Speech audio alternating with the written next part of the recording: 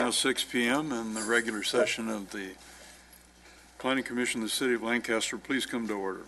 If you would please stand, Vice Chair Hall will lead us in the invocation, and Commissioner Cook will lead us in the flag salute. Bow your head with me. Lord, thank you for blessing the city, the people that live in it. I pray that you guide us in our discussions of the topics that are on our agenda tonight. I ask for blessings on our police, our firefighters, our military, and their families. Thank you for the staff that prepares us so well. Thank you for those that chose to come out tonight to be in this meeting. I pray in your name. Amen. Amen. Please join me in the flag salute. I Pledge allegiance to the flag of the United States of America and to the republic for which it stands, one nation, under God, indivisible, with liberty and justice for all. Thank you. May I have the roll call, please? Commissioners Diana Cook, Present. Miguel Coronado, Here. Cassandra Harvey, Present. Raj Mali, absent, Fabian Teresiano, absent, Vice Chair Randy Hall, Here. Chairman James Vose. Here. We have a quorum. Thank you. Public business from the floor. If an individual is unable to stay for the entire meeting, we offer a 2-minute window per speaker for the first 10 minutes. If you would care to fill out a speaker's card, if you want to speak to something on the agenda, then we'll invite you to speak to us when there's that part of the agenda. So do we have any early speakers? I don't have any cards for that, Mr. Chairman. Okay. Did you want to speak early, sir? Yes, I do, sir. All right. Good evening and welcome. Please identify yourself. Yes, thank you very much. My name is Javier Flores, and we're filling out the card now. Good, We'll be thank you. handing it to you in just a minute. This is 2 minutes. 2 minutes, very quickly. First of all, thank Commissioner Coronado for inviting us here today. He asked us to come down and briefly introduce ourselves, essentially, and let you know who we are and what we do. So my name is Javier Flores, and my partner, Ms. Juanette Colors, is accompanying me today. And we're here basically to inform you about the work we do and how it's related to your agenda item number 4. Essentially, we represent an organization by the name of Pueblo y Salud. We've been working here since the year 2000. The agency has been established since the year 1991. We do something that we call environmental prevention. Best way of defining that is we don't deal with individuals who are experiencing alcohol, drug, or tobacco problems. We look at a community and see what problems the community is experiencing, and then we assess and research those issues. Once we've got a good handle on it, we mobilize, educate, inform, and mobilize community to deal with those issues. That's essentially it. We would like to say that we would like to lend our services to this organization should you ever need it. That's the reason why we're here. So we'd like to go ahead and give you a brief description of the agency and our cards for your benefit. Thank you. That's it. All right, thank you.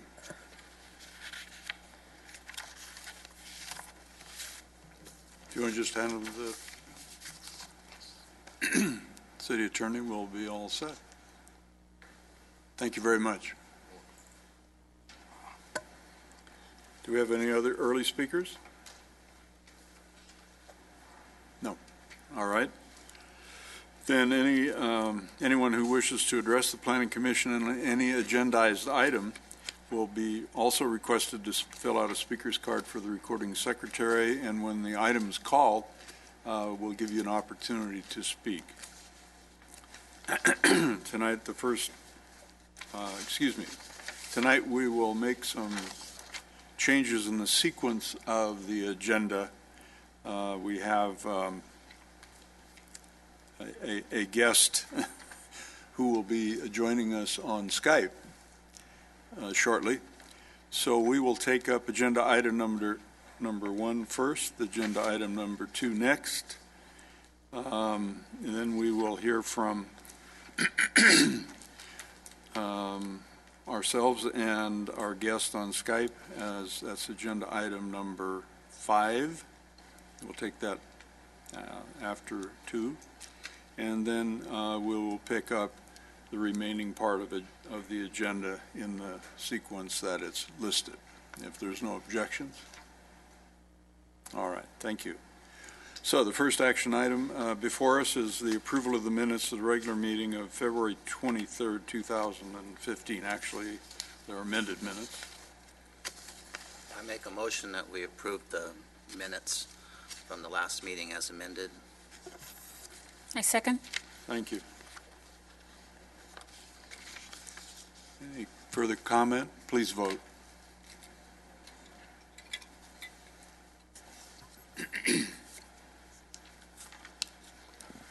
Motion passes 5-0.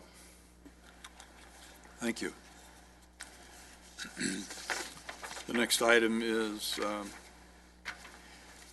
a continued public hearing, which means the public hearing has stayed open, and we will consider a recommendation to continue the public hearing to our June meeting rather than May. So may I have a motion, please?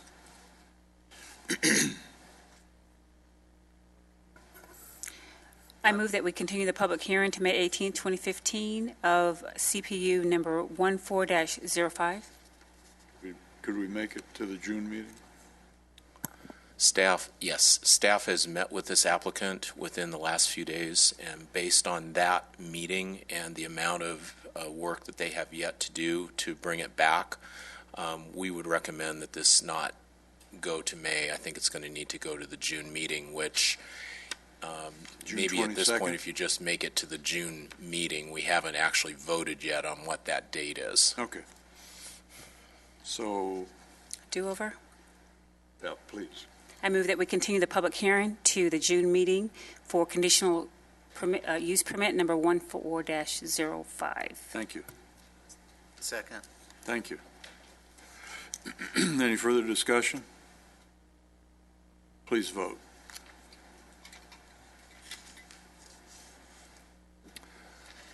Motion passes 5-0. Thank you. All right, the next item of business we're taking out of order, which is item number 5, which is a discussion of potential water conservation measures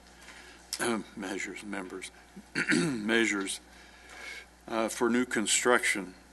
Just as a brief background, at the last city council meeting, the mayor made some suggestions. Actually, they were a little stronger than suggestions, that the commission take up a number of issues relative to water conservation, one of which has to do with our guest tonight via Skype. So, Brian, would you please introduce and give us some more background? Thank you, Chairman Vos. There are 3 issues that you really have to discuss. That includes consideration of whether turf and lawn should be prohibited completely for new residential construction. The second being whether new development that is adjacent to the city's existing recycled water system ought to be made to connect to that when that's a practical or useful thing. And the third, the potential for requiring on-site gray water systems for new residential construction, in particular single-family residential. That third one is the purpose of having our guest, Mr. Bob Hitchner. He is with an organization, a company known as Nexus E-Water. You may recall the It's been a little over a year now that we had the opportunity to tour Kaufman and Broad's Net Zero House, which incorporated that system into it as a way of providing recycled water for irrigation purposes. However, not being as familiar with these systems as this gentleman is, he's very graciously agreed to join us via Skype, which I think is a wonder of technology.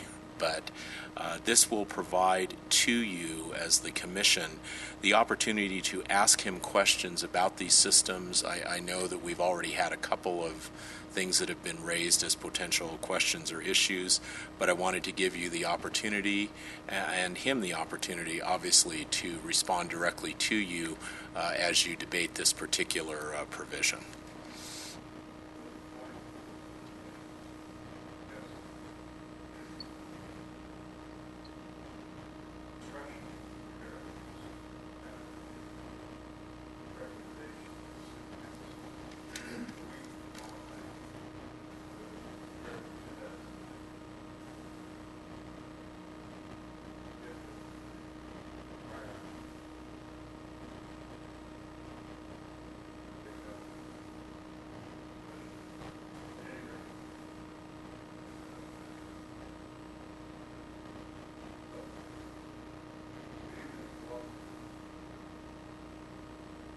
Good evening. Good evening. I should do a sound check very quickly. Can you hear me? Well, I thank you for the opportunity to participate via Skype. Mr. Luedeke had asked me last week if I could come to the Planning Commission meeting, but it was not going to be possible. And yet we found a way to do it that may not be as good as being there, but I did want to be able to offer some expertise if useful. Thank you. Please go ahead. And tell us about I believe we all visited the Kaufman and Broad project on the double net zero home in East Lancaster. Yeah, well, as you may remember, we are a company that came out of Australia, and now we have an incorporated entity in the United States. But we do consider our American birthplace to be Lancaster because that is the very first pilot site that we installed in the United States. And when we did so at the Double Zero House, it was a beta unit, a prototype. It was not a commercial version, and it was not certified under the requirements of the California Plumbing Code. But we have made many strides forward since then. Our system is now certified to a standard known as NSF 350, and this standard is the stipulated standard in the California Plumbing Code for on-site water recycling systems for homes. And so we are in the process of going to market with this. We are talking to many communities like yourselves, and we are actively talking to builders. And as you would appreciate, with the recent executive order from the governor and also a number of new requirements from the Water Board, there's increasing interest in doing this. We were delighted that the Better Build Home program included our system, and I thank the Commission for your support of that in the past. The key thing about home water recycling is that it really is best installed in a home when the home is first built. If a home is built on a concrete slab and the plumbing is put through the slab and it does not include a second set of pipes for it at that time, that home is virtually lost to the opportunity to recycle water at any time in the lifetime of the home. And I think that's one reason that considering how you would have homes built this way would be very important. Secondly, the other key feature of this is that It treats and makes available for reuse every drop of drain water in the home that comes from showers, baths, hand sinks, and the washing machine. We do not recycle toilet water or kitchen water, but we recycle everything else. And that is a huge impact on total overall household use. So in terms of the many different things that you're looking at, I think next to turf removal programs and other landscape efficiency programs, this is probably the most impactful in terms of water savings that you can have. At this point, I just say that the system is certified, which means that we do clean it up to a level of safety that is very similar to the recycled water that comes out of your own plant there in Lancaster. The difference is that we do it at each individual home instead. So if you have any questions about our system, I would be happy either to try to answer them now or to answer them later in writing. But this is a real system that is now finally available in California. I would say just in time for the current drought. Besides the beta system in Lancaster, you have another KV project in El Dorado Hills? Yes, the system is operational in El Dorado Hills, and it is operational in a retrofit home in the city of Los Angeles. We are speaking with another builder in another city where the city is trying to look for water efficiency, and the builder is trying to address the issue. So there are serious discussions right now about making every new home in that subdivision come with home water recycling like ours. But that is they're all future, at this point they're all future projects because we were just certified early this year, and until then we could not sell it on a commercial basis. So the project in El Dorado Hills can be sold on a commercial basis?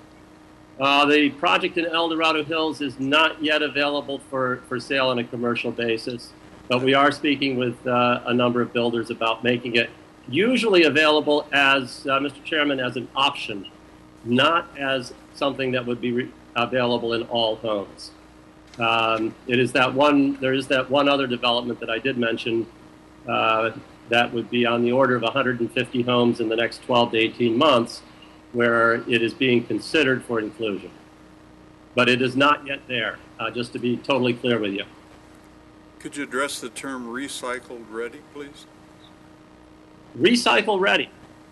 Yes. Well, recycle ready is the concept of building the home so that it is plumbed and has all the connections in place so that the homeowner could add a recycler at a later date.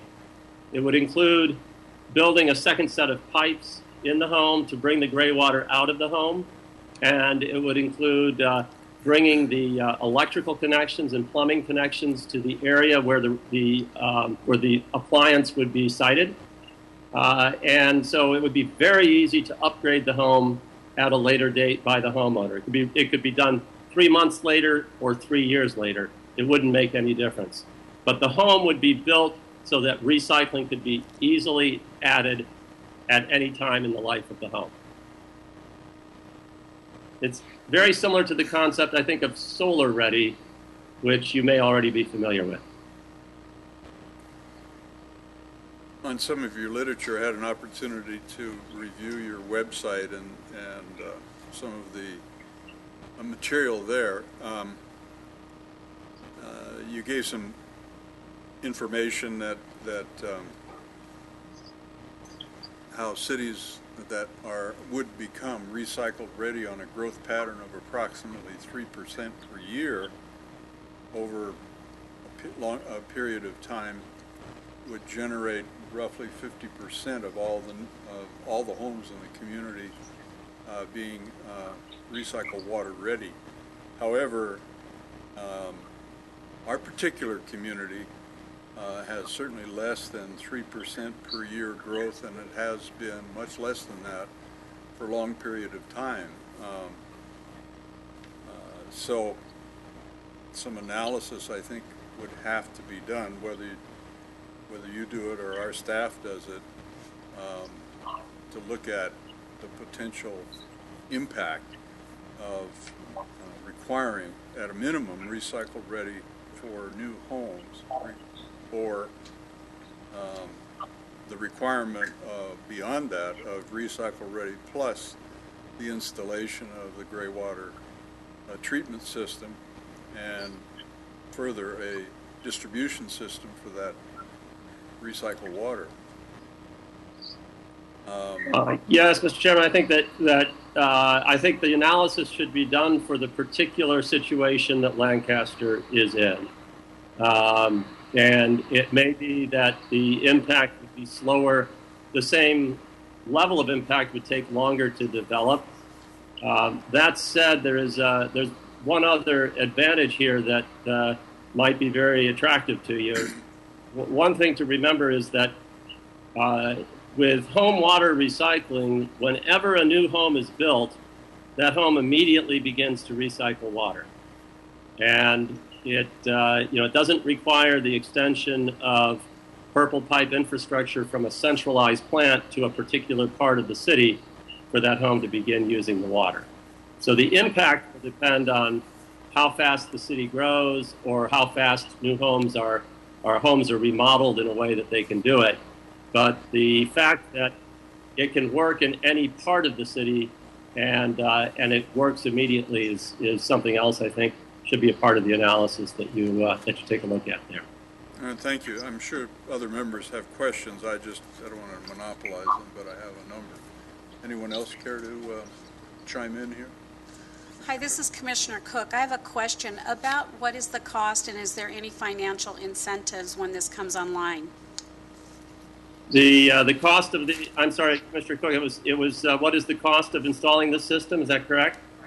Correct. Yeah. Well, of course, the cost is the cost of our components plus the cost of installing it in the home, including the dual plumbing, the extra set of pipes in the home. We're estimating, and this depends a little bit on the plumber themselves, that this year it's going to be on the order of $7,500 to $8,500 per system, and next year it will probably go down by about $1,000 to $1,500, so it would go down to maybe $7,000 or $6,500 per system. And those are, admittedly, those are estimates at this point in time. It's based on our costs that we know quite a bit about, but it's also based on what we think will happen as builders and plumbers become more expert in installing these systems. We're also hoping that they learn how to bring out some of their costs as well. What about any financial incentives? Do you think that will be coming online, or have you probed into that? Yes, in fact, the reason I'm not there today is because I'm in Sacramento, and I am spending a certain amount of time up here these days because we're very interested in making sure that our solution is understood by policymakers out of Sacramento. If you look at the recent executive order by the governor and the water board mandates that have come out, mandates and draft regulations that have come out since then, you will find multiple references to things like gray water and on-site water reuse. There's a very strong drive to support and promote on-site water reuse that is emerging at the state level. One program that I'm researching this week is a program called CalConserve. CalConserve, I think, might be familiar to you as an energy program. Assemblymember Gatto authored a bill about 2 years ago to create a water use efficiency fund that could be made available to cities and water agencies called CalConserve. And it was passed without funding, but Prop 1 money, the water bond money, was recently allocated in kind of a beginning state. I think that they allocated $10 million to CalConserve for year one. And that is specifically for water use efficiency projects, and it includes residential water use efficiency projects. So that's one example of a program that I know will probably begin to be available, and I think if the city wanted to work on that, it might be a way to get some funding to help support this too.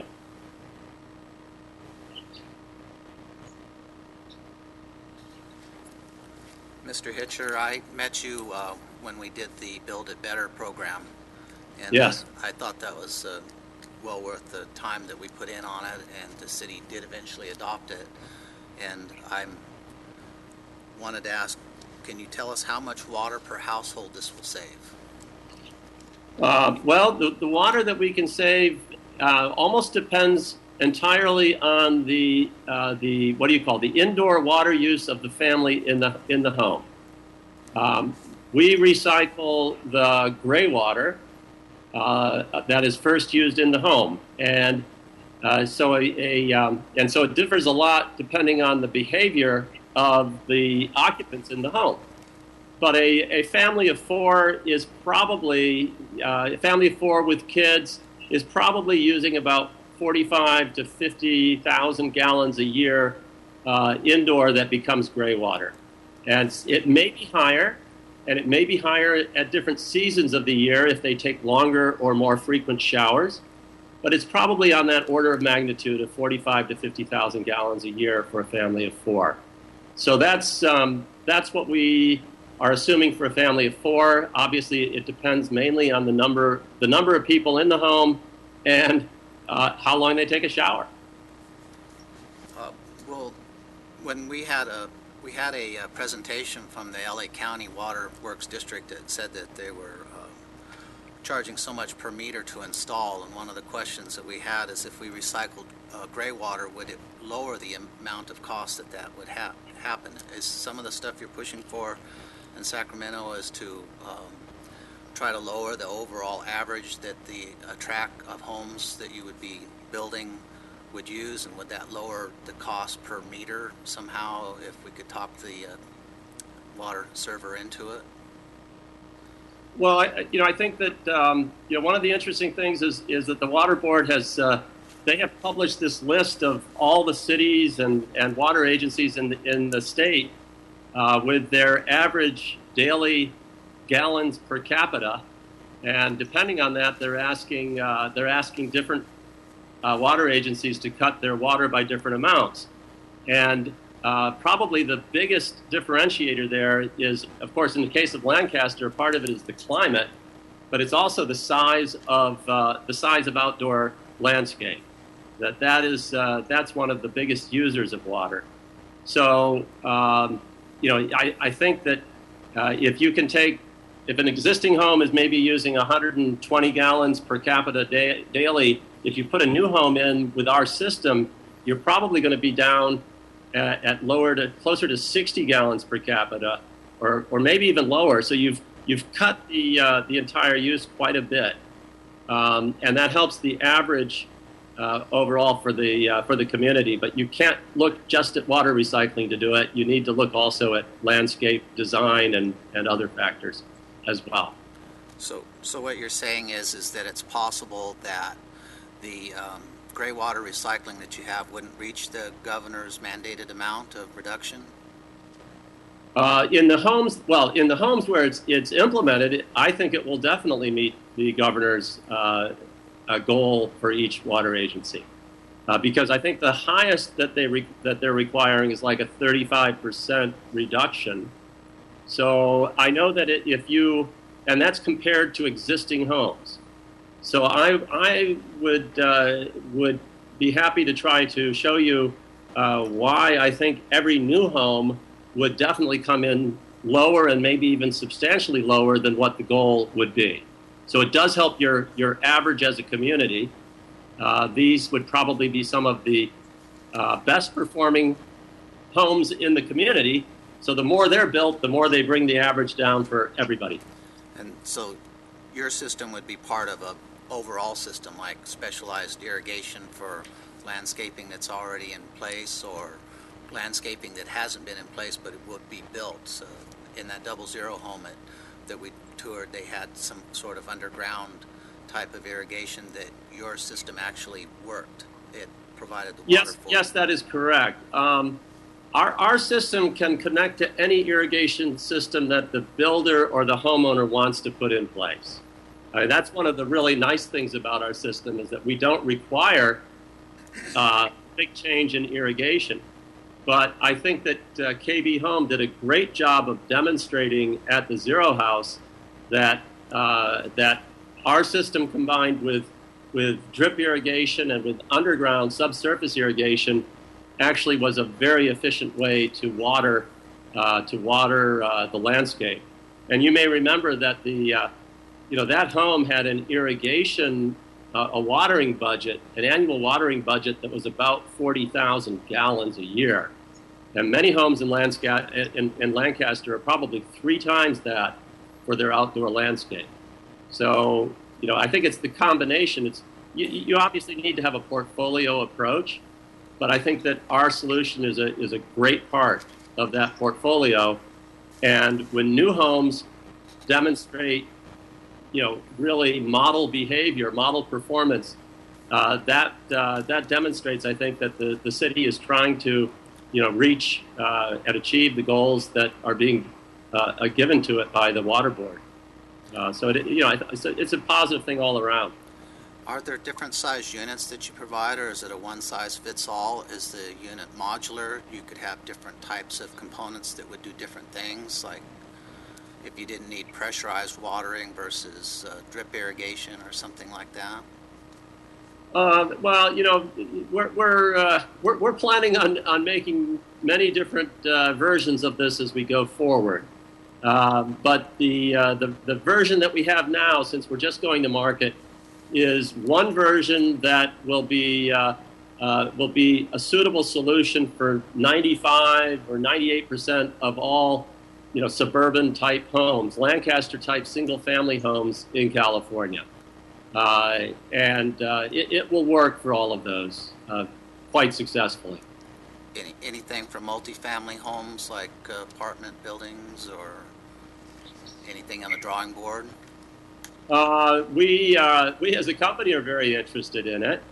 And I can tell you that there is a lot of activity around the state by companies looking at multifamily homes.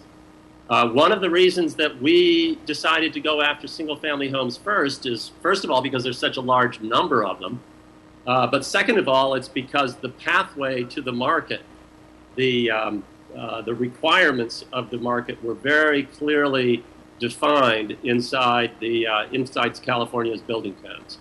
And the multifamily sector is a little bit different, a little more complex for us to address from a regulatory standpoint. Thank you. Go ahead. This is Commissioner Hari. I'd like to first say thank you for taking the time to, out of your busy schedule, knowing how it is in Sacramento these days, to explain this in detail. But I did have a question. Commissioner Cook had posed a question for the price point, $7,500 to $8,500, knowing that next year you're looking at perhaps $1,500 as an entry. What would be the sustainment costs for a single-family home, perhaps? Knowing that getting in, perhaps $1,500 next year, but what would be that sustainment, that annual fee that we would... Oh, the annual cost of maintaining the system, Correct. Commissioner? Is Yes. that right? Yes. The operating costs of the system?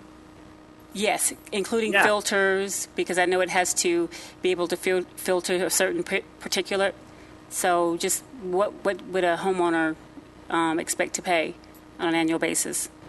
Now remember, the homeowner is going to pay for about 50,000 gallons less water, and they also will be paying a lower sewer bill.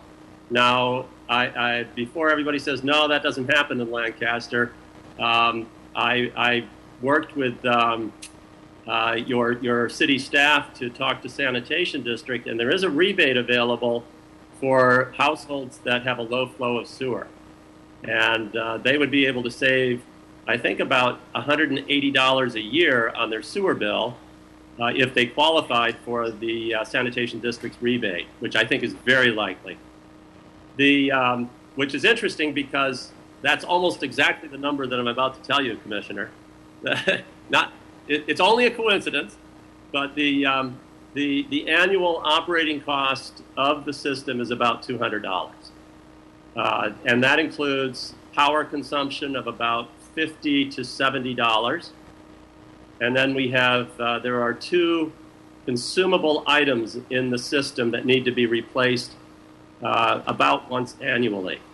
One of those is it's a pleated filter, kind of like it's like the cassette type drinking water filter that you might have in your refrigerator. It's a larger scale item, but it fits in the same way. It's a cassette, and you can put it in. A homeowner can make the replacement themselves. And then there's also, to do the disinfection, we use a UV bulb.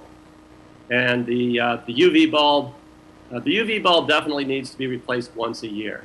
And those 3 items, power, the filter, and the UV bulb, will total approximately $200 a year. So there's a pretty good that the homeowner will have more benefit in lower rates than they have operating costs. And what we need to do is make sure we get the system to them in a cost-effective way. Thank you.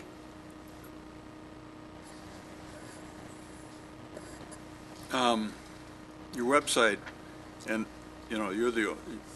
your company's website is the only one I've had an opportunity to review. I'm not assuming, but there might be competitors in your fledgling industry. You point out a reduction of connection fees to water and sewer. The sanitation district sets the connection fees. The city does not. The water purveyors set the meter fee. The city does not. So it would be a matter of having to somehow negotiate with 7 water purveyors in our jurisdiction or thereabouts, plus the sanitation district. You talked about incentives and rebates potentially from the state. So my practical point of view is we're pretty much on our own in the beginning, and in the future there may well be an opportunity for some sort of a cost reduction or rebate or whatever. Would you agree with that? Well, Mr. Chairman, I think I would agree basically with your statement there. I should have mentioned when I was speaking to Commissioner Cook a moment ago that there is one other, I think, important source of potential grant money that the city may be able to access. Under the Prop 1 revenue bond or water bond, quite a big, quite a large allotment of funds has been given to the integrated regional water management districts. And the regional water management districts are supposed to establish very quickly an RFP process for taking proposals from water agencies and I believe also from local jurisdictions on water use efficiency projects that they would like to undertake. And this money, I know that there's a strong push to disperse, put the RFP out there very quickly and then disperse the money in the course of this year. So I think that one avenue that might be open to the city, or at least to one of your water providers or purveyors, is to go and seek a grant for what I would call, I guess, a large-scale implementation project that would encompass perhaps all of the new homes in Lancaster. I don't know the amount of money offhand, but I will be sure to send that to Mr. Ludicky as soon as I can look that up after the meeting. Terrific. But Thank you. the funds are new funds that were not available previously. When you talk about the integrated regional water management districts, are you referring to the regional water quality control boards, like the 6 agencies in the state that operate under the state water board? Is that who you're talking about? I believe that the regional water management districts are controlled locally, and they equate pretty much to the local regional water quality control boards. But there should be local representation on the regional water management district. I see. I'm afraid it's not something I have a great deal of knowledge about at this point, but I think that it may be different than the water quality control boards. I have some experience in dealing with on-site systems. How does the regional water quality? How do the regional water quality control boards consider your system? I know you mentioned the plumbing code, but regional water quality control boards deal with the potential discharge of water into the aquifer, whether it be gray water or what. So do you anticipate having to go through a review and permit process with the regional water quality control boards for your system? Not with not, Mr. Chairman, with the regional water quality control boards so much. I think that the water quality control board at the state level and at the regional level is disposed very favorably to on-site water reuse solutions. Now, that said, in every jurisdiction that we go into, we do need to, what happens is that for example, in the city of Lancaster, the building department interprets the building code, but it's very clear that the first times that they implement these solutions, they need to consult with, in your case, I believe it's with LA County Health Department. And we have had a number of discussions with LA County Health Department about our solution, and we believe we believe that they're certainly on board with the need to move forward with these solutions, and that we will be able to meet their requirements. So, for lack of a better description, this is an on-site treatment facility, right? Well, it is an on-site treatment facility. You Yeah. talked about a UV light in the tank, which is a mirror image of an on-site treatment plant, right? You are absolutely correct in that respect. Absolutely. So, wouldn't you expect that the regional water quality control boards will somehow, God love them, want to take some sort of an active role in review and approval of any system that discharges, other than? I think that the way that it's interesting. You're very perceptive about how these agencies typically behave, I think.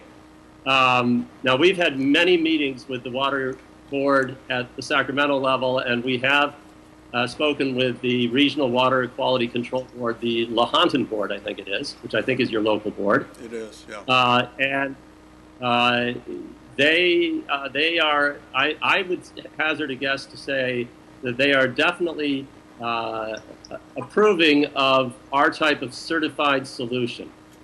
That certification of our solution meets their standards and their requirements if it is installed according to the code. And the key difference that I think is important to note there is that if you have a treatment facility, for example, in the city of Lancaster, you need to treat it to standards that are established in, I think it's called Title 22, which is the treatment standards for sewage treatment facilities. In our case, we're treating not sewage, but simply gray water and the water is being treated at my home for my use on my property. And if you have a certified solution in place, then the certification process establishes that we're actually able to do what we say we will do. And it also establishes that, for example, if the UV bulb goes out and stops functioning, then our system will shut down, and it will not make water available to the homeowner for reuse. And that process, I think, that those standards, I think, are equally agreed with by both the Building Standards Commission as well as by the Water Quality Control Board.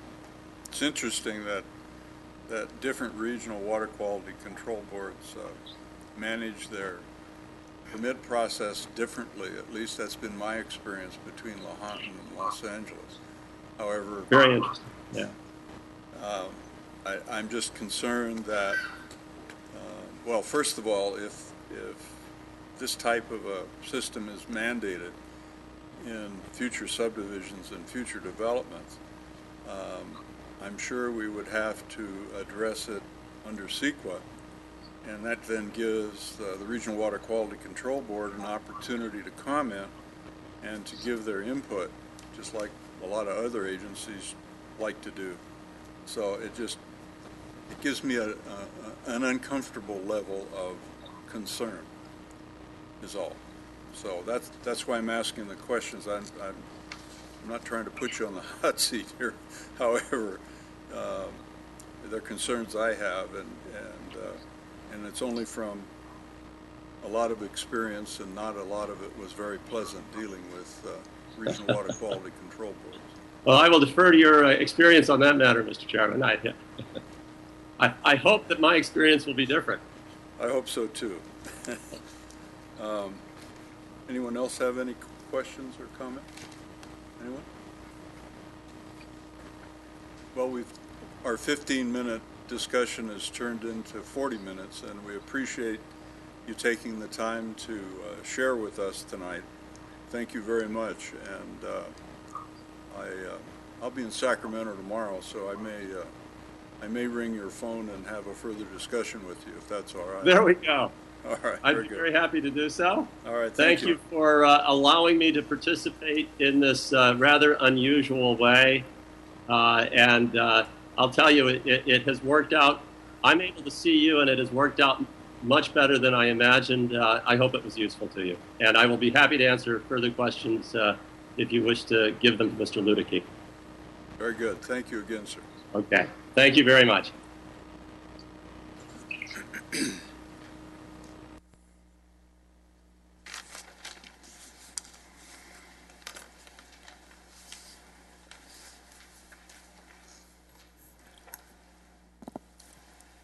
So, Mr. Ludicky, you have further information or a presentation for us?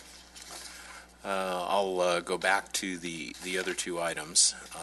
One of the issues that the City Council requested that you look at is whether or not there should be a change in the city's ordinance to prohibit turf and lawns in new residential construction. As I indicated to you, there's right now within the Lancaster Municipal Code a maximum of 30% of landscaped area that can be devoted to turf in residential developments. We also provided you some background information, usage of water by turf as compared to more xeriscape approaches, and the amount of water that is actually used for landscape maintenance outside the home, generally in Southern California. And Mr. Hitchner also alluded to that somewhat. So that is one of the things that you need to look at and consider as to whether or not there should be a change in that ordinance. The second one, which is the requirement to use recycled water, the city does have somewhat of a backbone system in place that carries recycled water to certain areas of the community, and you were provided, I believe, a map of that. This provision would be a consideration as to whether developments that are actually proposed next to that recycled water system should be in fact required to connect to it if that development by its nature could actually make good use of that recycled water system. Right now, the requirements to connect to that system are pretty well spelled out in the Lancaster Municipal Code, Chapter 13.24. If you wanted to look at doing this, you could either do it through essentially a statement of policy, direction to staff, and a case-by-case evaluation when projects come forward, either to you as the commission or to staff, obviously, if it doesn't require the commission's review, and or you could look at actually changing the ordinance to put those requirements into the ordinance. Either one of those, I think, would achieve what you're looking to do if you thought that was a good idea. I also want to point out, before I forget, our acting building official, Warren Bennett, is here and available. Obviously, he's got some background knowledge on certain things to do with plumbing code and so forth, and probably could be a valuable source of information depending on the types of questions that you would have in regards to this. All right, thank you. Isn't it correct that the current new home development standard gives the developer an opportunity to waive the rear yard landscaping? Yes, it does. Now, it's not a mandate that they don't put it in. Correct. They have the opportunity to not offer it and not Correct. put it in. Yes, that was one of the incentives that was put forward to try to encourage building, and also to some extent to address the water situation, which I think we tend to forget, but it's a good reminder. It was actually in the fall of 2007 that we got the initial indications from the Los Angeles County Waterworks District that they were concerned about the amount of water supply that they had. And you may remember their reluctance to issue either water availability or will serve letters for new development. Obviously, that situation has been further compounded by the now reaching 4-year-long drought, which has prompted the state to begin to issue certain mandates and directives. Well, the issue of the 3 items to consider, there's only really one item to consider tonight, as was directed to the commission by the city council. The first 2 items are a matter that we can take up and make a recommendation tonight, or they can be deferred to a future meeting, but not delay it. I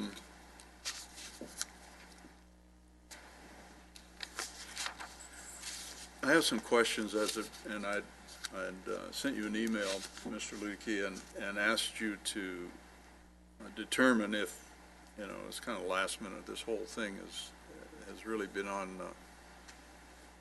a blazing fast track. That's the term I'll use.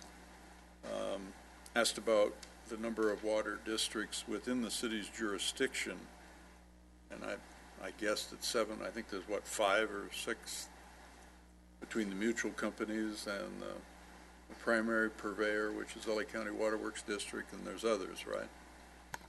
Tell us who they are. Yeah, there's actually quite a few, including some that are very, very small. Chun Ing, our associate planner, has done some research in terms of what was available from the state, both in terms of the water usage of those various companies and districts, and where they would fall under the current proposed rules as far as reduction mandates.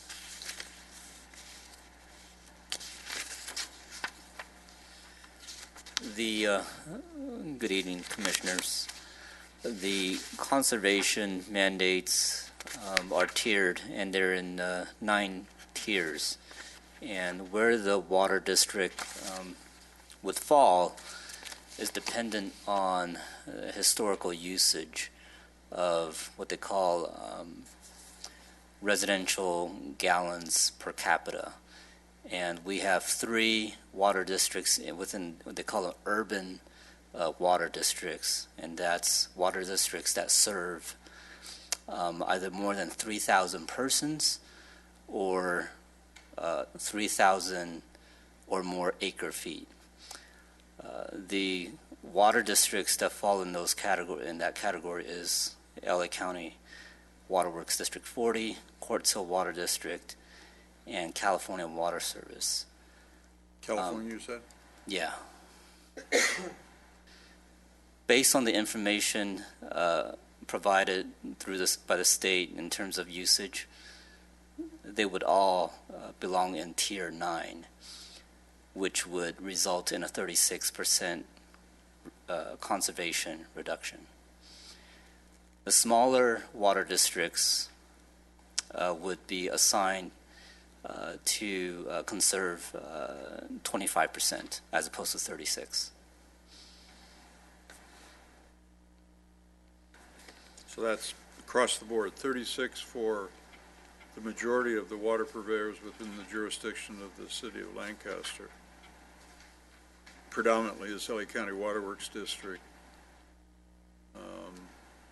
Quartz Hill Water District, which is a portion of the west side of the community, west of Yeah, and just 55th about, right? Right. To be specific, what triggers Tier 9 is usage above 215 gallons per capita. And they calculate it based on summer usage, so it would be for the months of July, August, and September. And just glancing at the numbers, the usage for those 3 water districts were in the mid 200s into the 300 to 400s. So if the folks, some people who have been conserving and have the less than green turf in their front yards, then would still be required to meet a 36% reduction from their current usage or from the per capita usage? Or do we even know? Based on the memo that I read, it's measured by the district. So if you have one household that is a good conserver, it just helps the overall numbers for everyone within the district.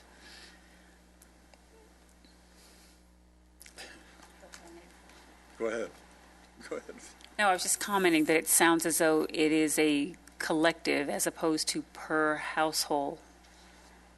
Socialism at its finest. Help thy neighbor. Who said that? I didn't say that. Yes, I did. It's exactly what it is.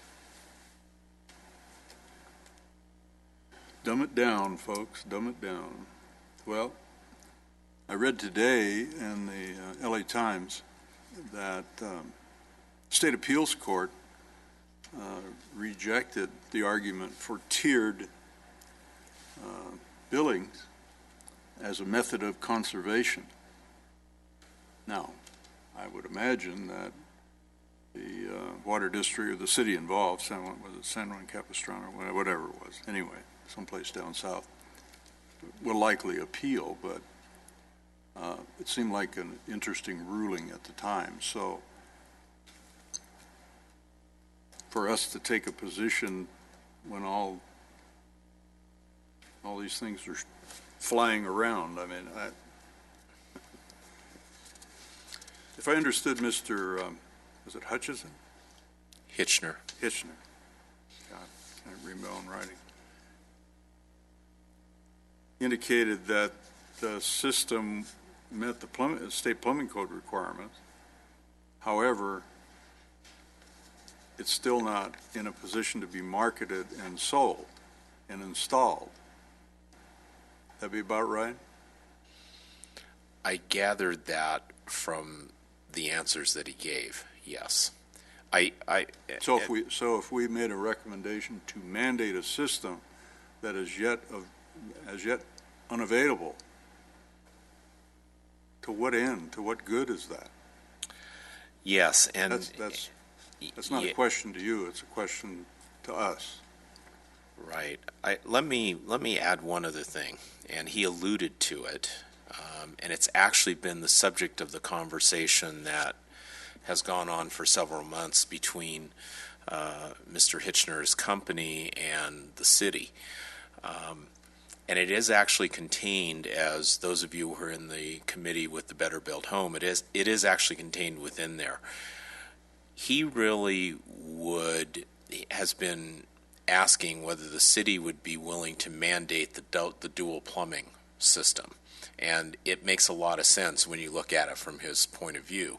As he noted, with the amount of on-slab construction, which is almost everything that's new in this city, retrofitting the house once it's built, if it wasn't built with a dual plumbing system, is almost impossible. It's prohibitively expensive.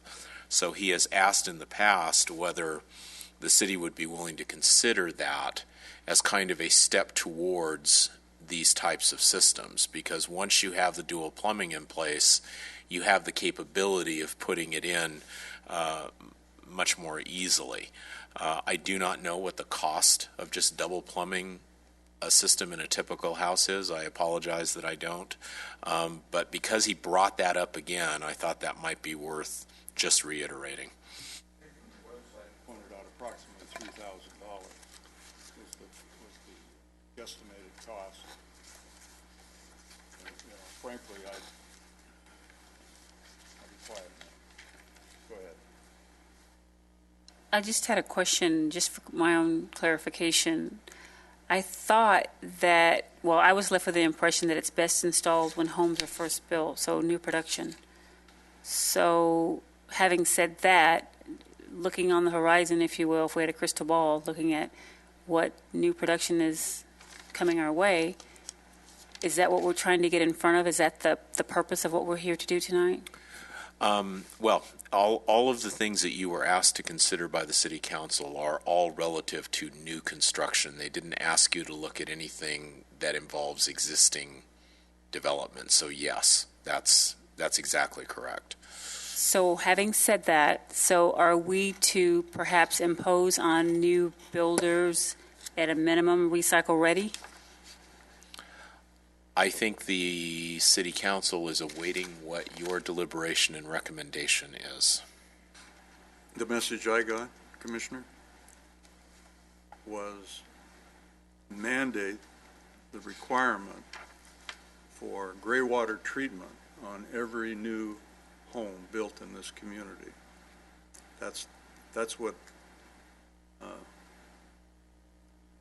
the mayor wanted to hear from this commission as a recommendation, unless I misunderstood him. But I watched the video a couple of times, and it sure sounded that way. And we are to come to this conclusion within the next 7 days? Pardon me. Actually, today. We can squeeze 7 more days in to make the decision. We could. Is that correct? We could. You bet. Not that I'm leading the witnesses at all. I just thought that I'd ask that question. Bet. I, for one, think it ought to take more than one meeting and to try to flush it out. For instance, the viability of the wealth of a community, as we all know, is on really 3 pillars: your commercial, your industrial, and your residential. So if we don't involve the stakeholders in the residential arena to even discuss the viability of adding a $3,000 cost to new construction when we haven't built how many permits last year? Was it? And how many this year? 108. Pardon? 108. 108 last year? Or 108 this 2014. For 2014. year? Okay, and how many so far this year? Do we know, approximately? Don't know. Would you hazard a guess it's less than 108? It's less than 108. Less than 50? It's less than 50. Less than, yeah. That'd be my guess, too. So with less than 50, and it's almost the end of April, we'd be on track to be a number quite a bit less than what we did in 2014. Is that correct? Is that fair to say, or? Yes, that would be fair to say. So, speaking for this commissioner only, without the third person, I would need more time to delve into this as opposed to me making a rash decision tonight. That's just my personal opinion. With all respect to the mayor and the council. We did do a lot of the background work in the Build It Better program. It was a voluntary thing for our builders to make a more green and sustainable community. And basically, we're just taking one line of that Build It Better program, and instead of saying it's voluntary, it's now mandated. So the background, the heavy lifting of the work has already been done. We've already submitted that. It's been okayed by City Council that they want that. All we have to do now is just rewrite that one clause out of the Build It Better and say, now this part's no longer that way. We have to do it mandated. So you add $7,000 to $10,000 to the fixed cost of a new constructed home in our community. What impacts that? Well, there was a lot of fixed costs that we've discussed in the past. We've discussed solar stuff, and we made that a mandate. So there are certain mandates that the city council's willing to put their positions on the line for when it comes to election time. And I don't think that's any interest to me, frankly. Well, you can go ahead and talk about elections all you want, but it is going to slow down the selling of houses. It's going to make them very difficult to sell. It's going to make older constructed homes more valuable because the value of them will go up, and people will go in and remodel them instead of, and then maybe if we had the mandate for the remodel on those, that might be able to do it. But it would definitely cause pain and angst in the construction community. Personally, from my opinion, I think the more that we mandate, the more that we run the risk of having pitchforks and torches. And that's just how I feel about it. Commissioner Hall, when you did the Better Build It program or your committee, you talked about new light bulbs, you talked about zero landscape, solar, and now we're going to address water. What has been, the building association has been in front of us before, but it's been a little while. Have they had very much interaction with your committee or with your findings moving forward? The one that I had the most interface with was Marta Brown, and she was saying that any mandate that we had, they would have to find a way to deal with it, to be able to sell it. One guy, Tom DePrima from KB Homes, he was always fond of saying, how does this pencil in? If it doesn't pencil in so many months, we're not able to sell it. And that's why they like the voluntary Build It Better program, is because then they could decide what they could sell to a potential buyer. You have a potential buyer that comes in, and instead of buying a house that's already built, they buy a contract of something that they want built. They look at the costs and they start Xing things out. And I think what the mayor wanted us to do was to remove one of those X's. You cannot X this out. You have to do this. And it does cause me a little heartburn to tell a builder or a contractor or a developer that, yes, to build in our community, you're going to have to do this or else. And the developer will go, well, I'll just go down the street to another place. So we do run that risk of moving it out. That was for a system that is not available. For a system that's not available. Unless I misunderstood the speaker tonight. That's my understanding. In the competitive community, for the similar systems, have we done any research on those? No, I haven't.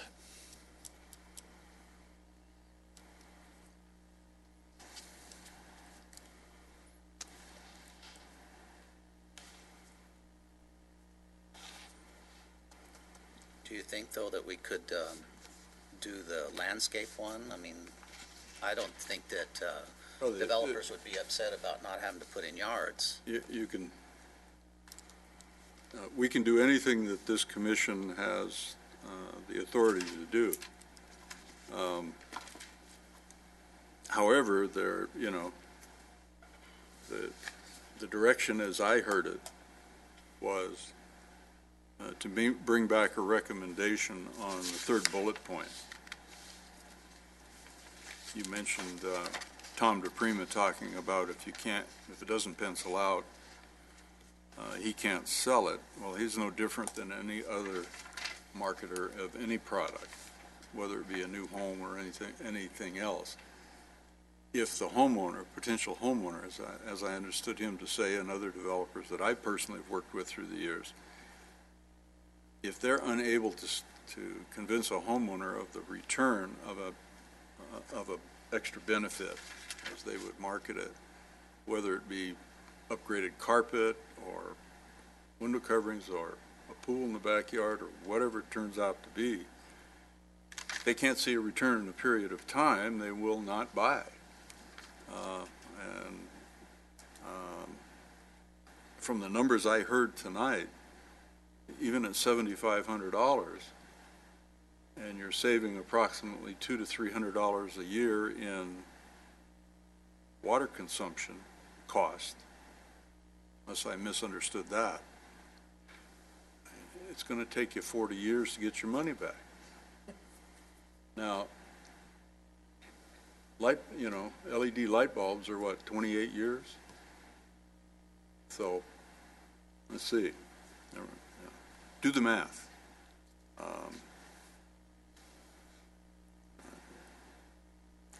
I don't, I can only put myself in the mind of a purchaser.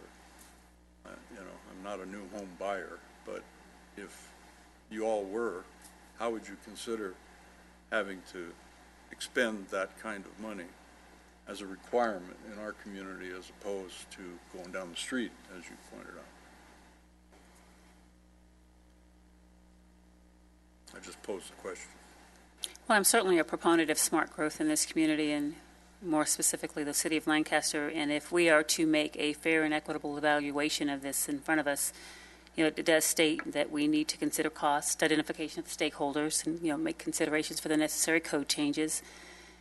And, to me, in my mind, that a heavy part of this is what it does to the development of this city. That is a huge concern, and I think I know all of us that are seated here take this very seriously. I need more time. I'm just not ready to say yes or no.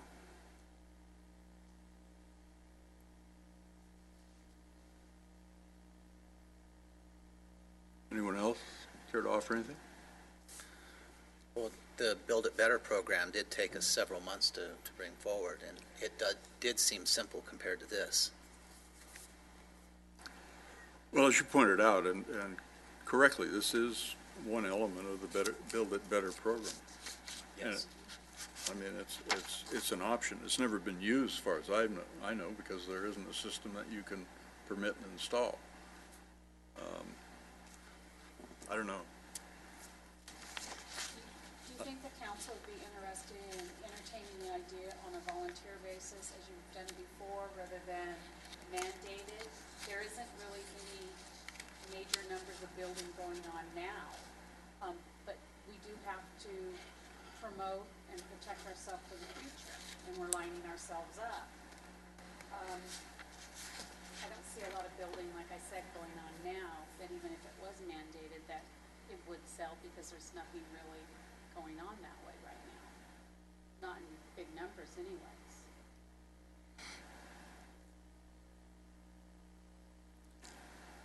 We do have a voluntary program already that addresses all of the issues that the builders can then pick and choose like a menu. And I thought that was an inspired way of doing it, giving our developers more choices. And Since you were the chairman of the committee, darn Yeah. right. Great idea. I like that. Mandating it was a worry I had when we were doing it. Mandating was a worry I had when we discussed the solar requirement.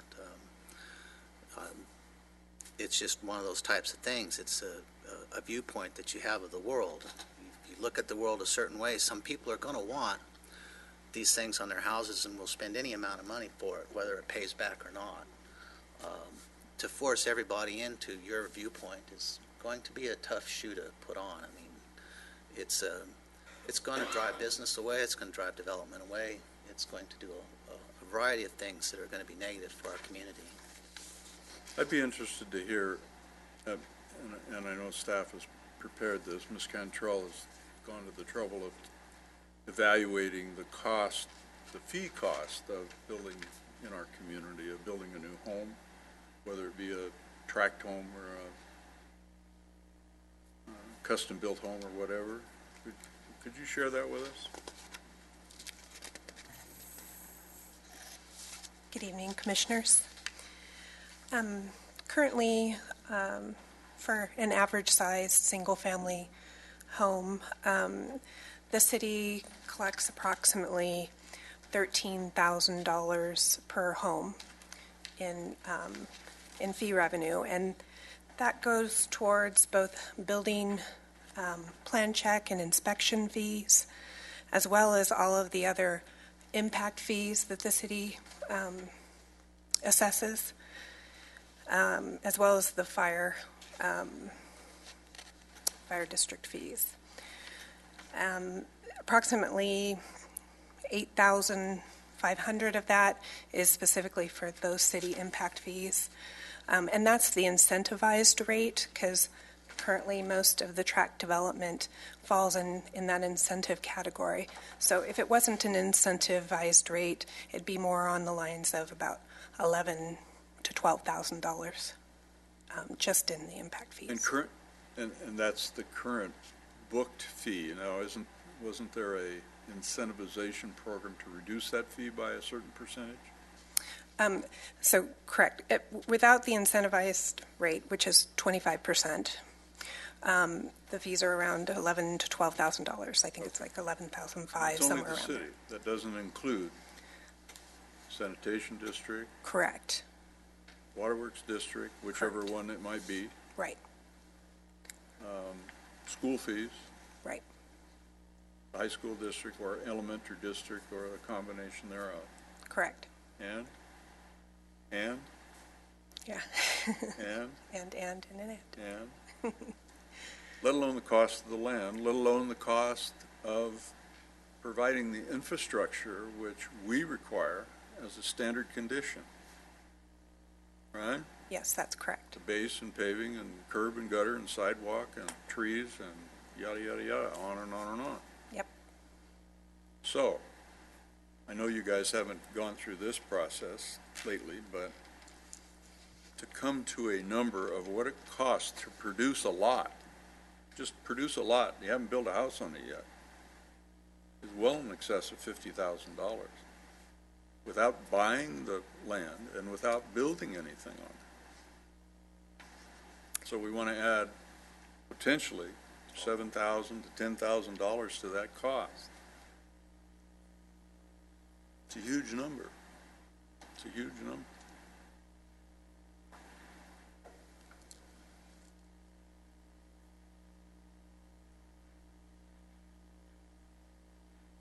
And now the LA County Waterworks District is talking about not issuing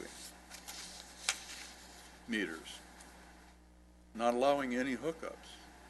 That's one of the recommendations that's on the table to recommend to the directors of the Waterworks District, which is the County Board of Supervisors, including pulling all the construction meters, water construction meters, which are code requirements for dust control and those things, and not issuing any new one.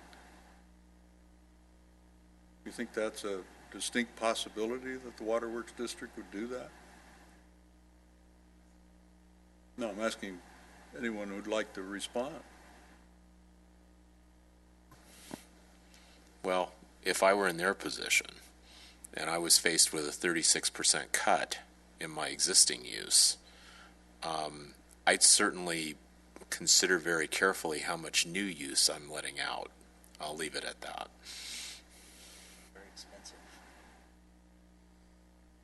serious issue.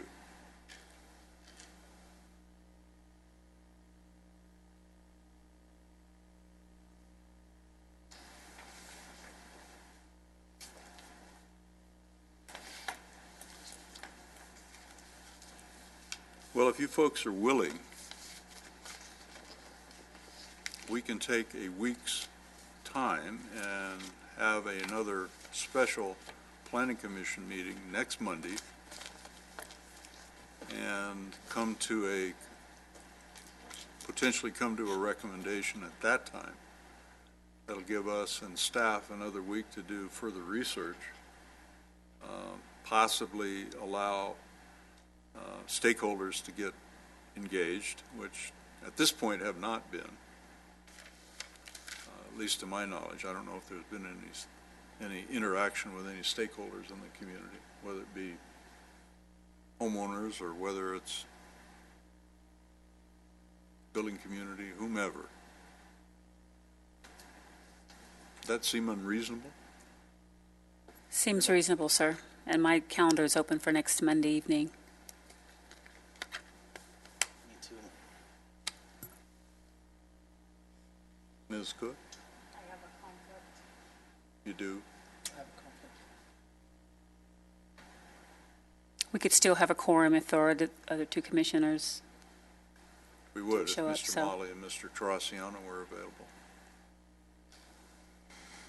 Let's vegetate on that a bit, if that's all right. And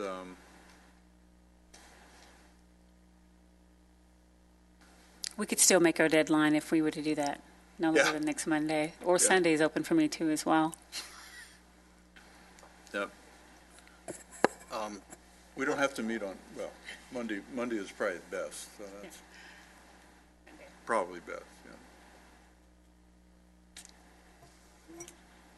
So, when we adjourn, we can make that motion to consider if you want to have a special meeting next Monday.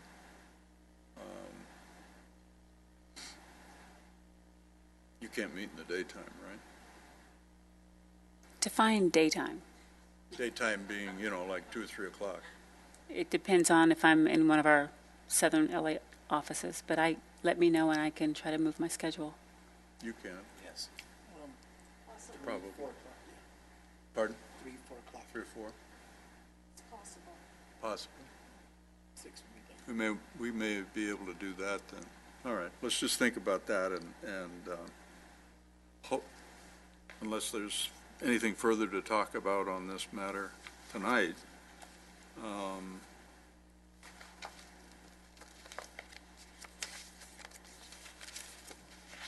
If we do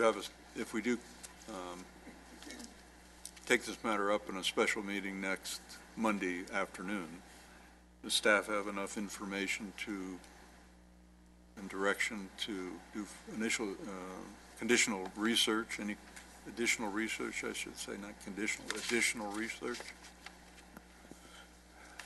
I think I've got enough clear direction on it that we could provide you, additional information to address the concerns that were raised.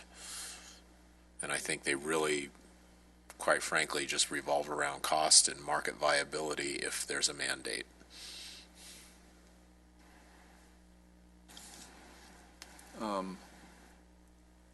I didn't ask Mr. Bennett, but the plumbing code that was discussed and brought up and so forth, I mean, that's only one element of this type of feature being added to new construction, right? Yes. Yeah, there's also the health department requirements, water purveyor requirements as well. And one other thing you might consider too is some of the soils that we have here may not be conducive or viable to gray water systems. We have a lot of the caliche. I spoke with a soils company this afternoon, and they kind of indicated that everything north of J8 and west of the freeway might be an issue. So that might be something to consider. One of the requirements in the plumbing code for gray water systems is no ponding, no runoff, things of that sort. You don't want to have in contact with humans, animals. So those soils don't perk real well. So that might be a consideration as well.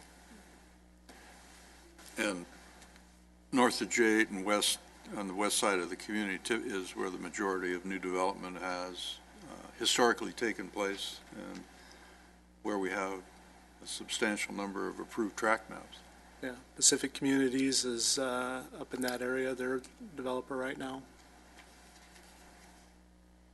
Yeah, that's when it does rain and we do get runoff. That's why you see standing water out on H and I and J and out on the west side, because it won't perk. And you have the alkali Mariposa lily species out there that thrives when we do get standing water, right? Yes. Probably ought to, truly address the CEQA issue, because I think that could be an all-encompassing issue to discuss for all of these measures. I'm not sure how it would, how it impacts it, but I think we ought to look at that real well. All right, well, thank you.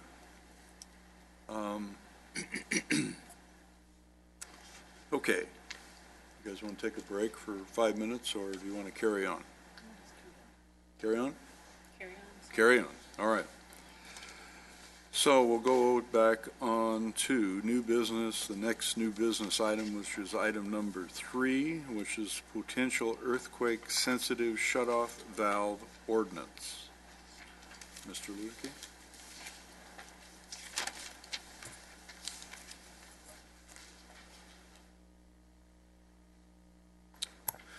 Mr. Chairman and members of the Commission, you were requested by the City Manager's Office to look into whether there ought to be some consideration given to requiring earthquake-sensitive shutoff valves for natural gas systems as part of the development of residential and commercial uses, I would assume.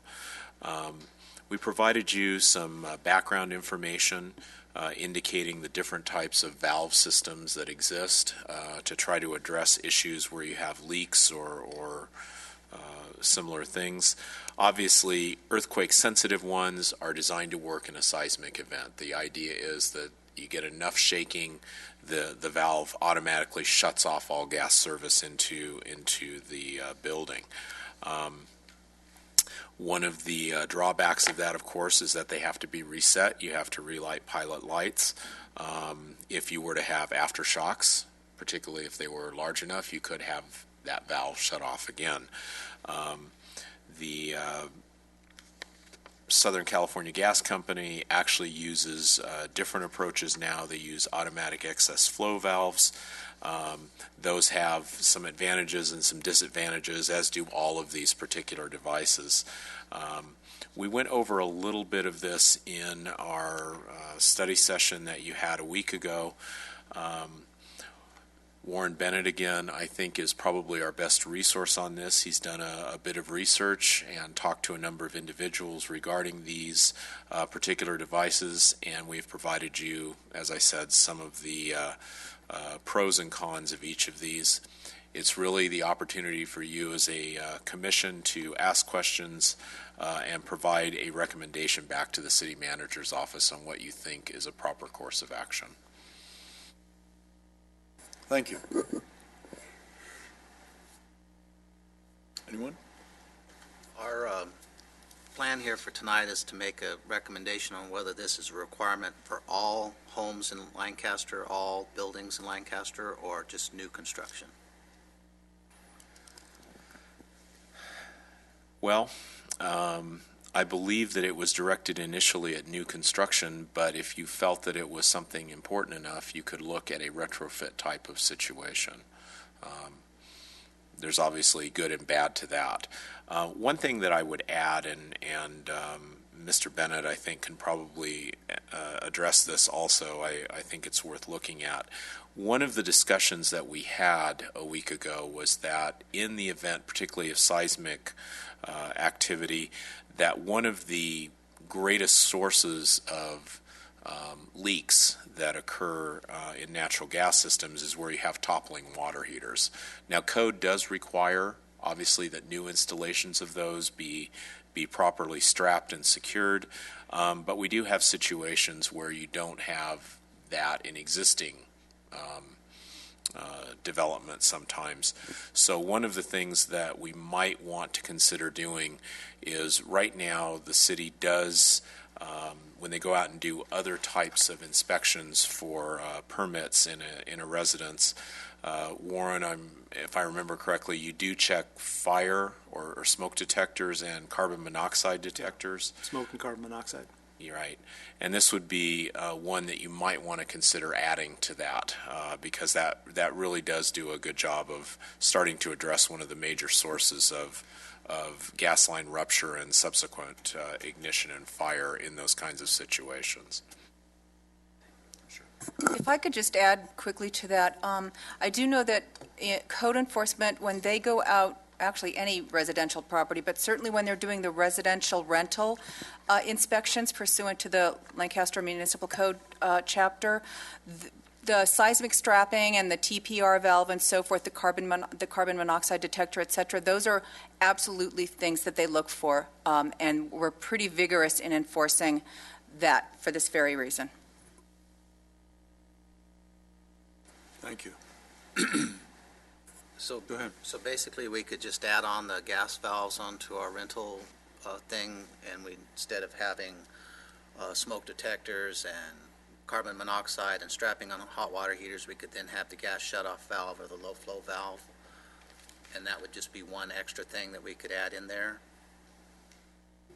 Well, there would need to be a code requirement for it, so if it's not a state mandated requirement at this juncture, it would have to be a city mandated requirement. So you'd have to have some kind of an ordinance to make that so. If that were to be the case, then we would absolutely include that as one of the items they would look for when doing rental inspections. The state building code does not require the installation of earthquake or seismic valves. Warren, you might want to go through the process if the city were to consider this, what it would have to do. Yeah, the city would have to create an ordinance to require the earthquake shutoff valves. In that case, then we would follow up and require a permit to issue that and then inspect them. And I can pass these around if you'd like to get a closer look at in these demos. The one we discussed, about $300 for them to install that. This is on the customer side of the line. This is what the gas company is currently installing for the last 5 years. They've been putting that in. So, and this is the excess flow valve. There's a little diaphragm inside there that shuts off. Question came up, how much does it reduce it? It goes down to about 1/3 of a pound when this triggers. So it significantly reduces the pressure.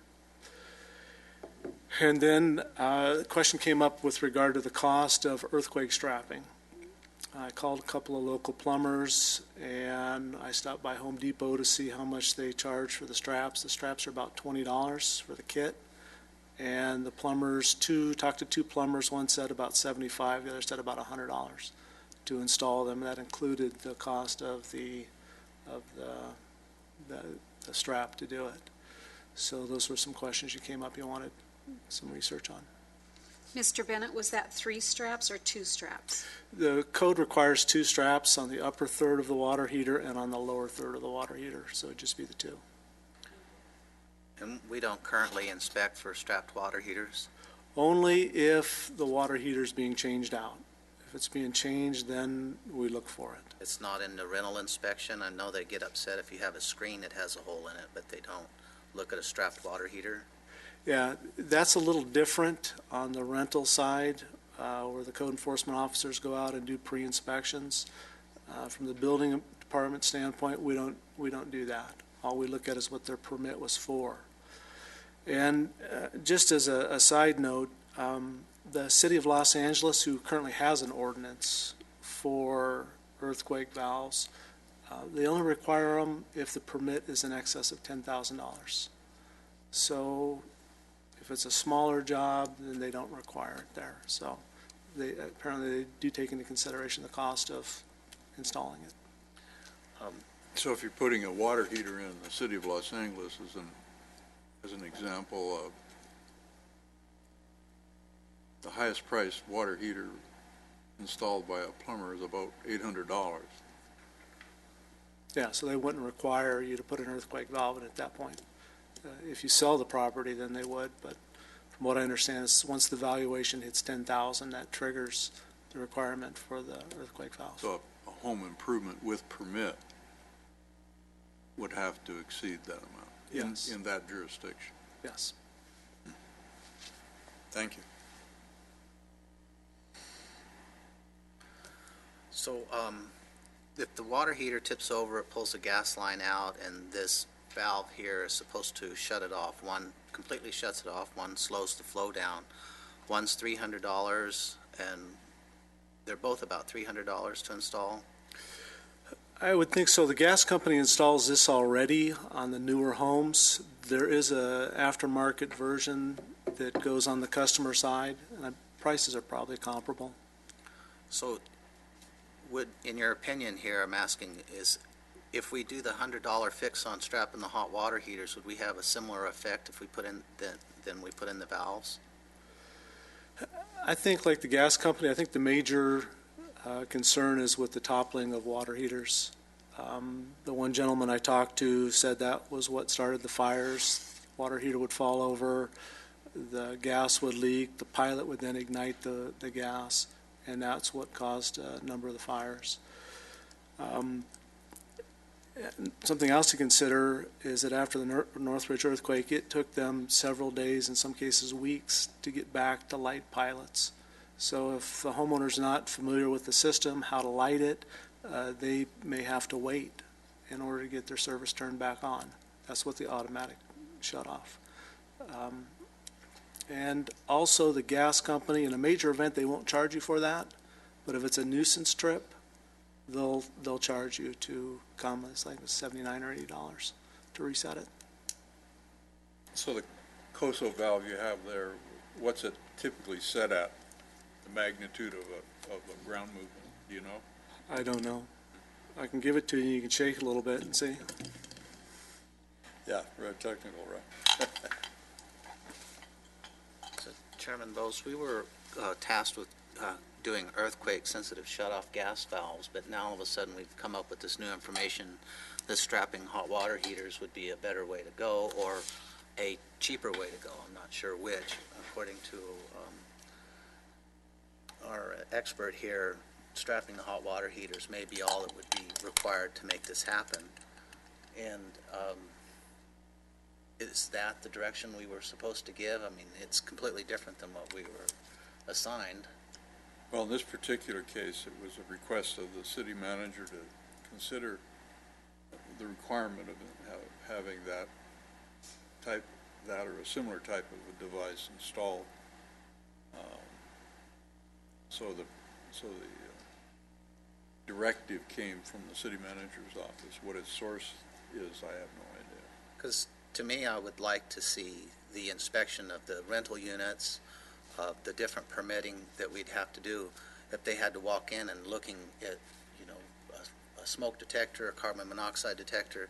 I'm looking at your hot water heater. It's not strapped. Seems to me like that would be fairly common sense, and I wouldn't really. And where do you draw the line, or do you draw the line?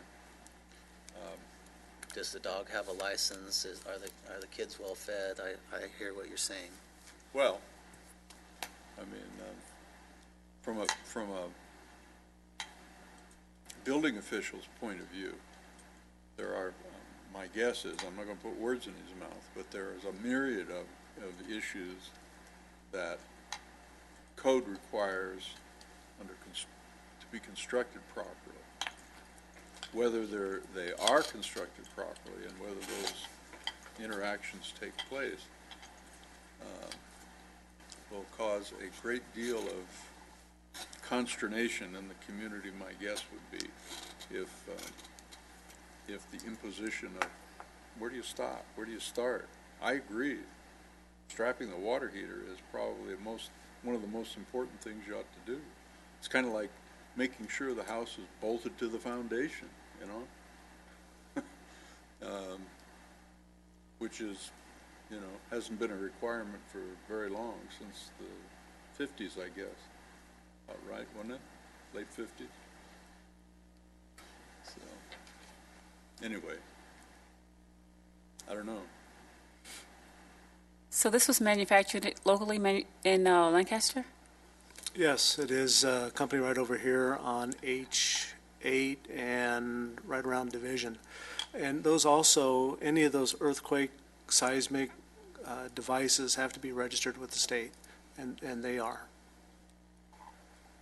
They work. So is there I was looking for a patent if it were something that was exclusive to that company. I'm not sure. Okay. There are other companies that manufacture devices like that, though. Well, logically speaking, for me, I think it makes more sense to strap a water heater than implement this device, because by doing that simple and less expensive measure, I think you're going to reduce the risk of fires through an earthquake. It just seems basic, logical, common sense for me. That's my opinion. But that's a requirement now for all new construction. Or, I mean, it's already on the books.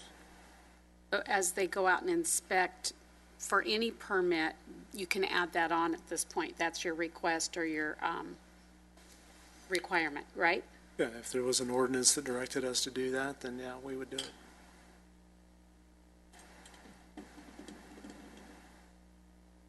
You want to limit yourself to the to strapping of water heaters then? Oh, no. I don't either.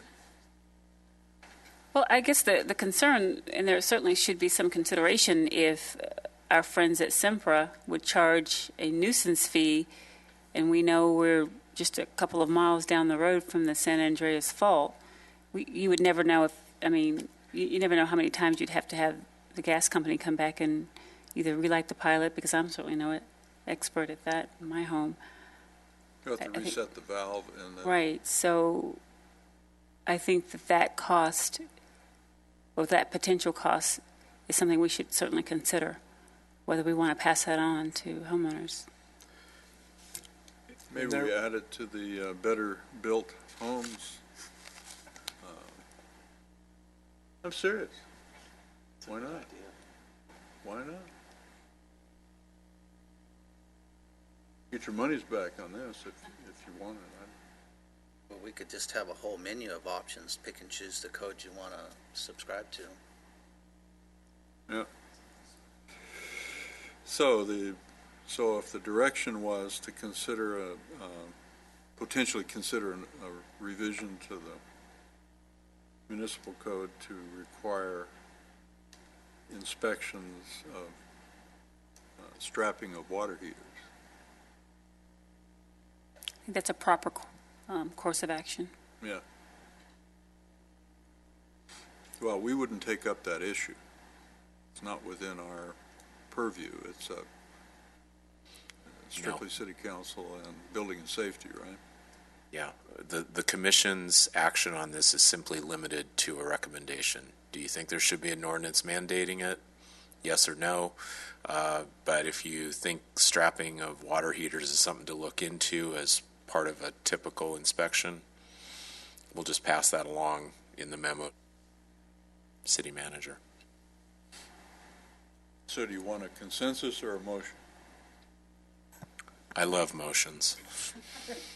Good. Hopefully someone will make one. I move that we make a motion that we strap hot water heaters and we inspect them when we issue permits or rental inspections. So inspections would be required of the strapping of water heaters and mandating that they be strapped as required for any permit and inspection as well as rental inspection. Is that what Yes. you're talking about? Yes. I can't restate the motion, but somebody will. Do we have a second? Does that motion also then not include We haven't got that far yet. recommendation for? One at a time. Okay, okay. I'll second it. Thank you. Okay. So, any further discussion? Y'all ready to vote? If you are, let's vote.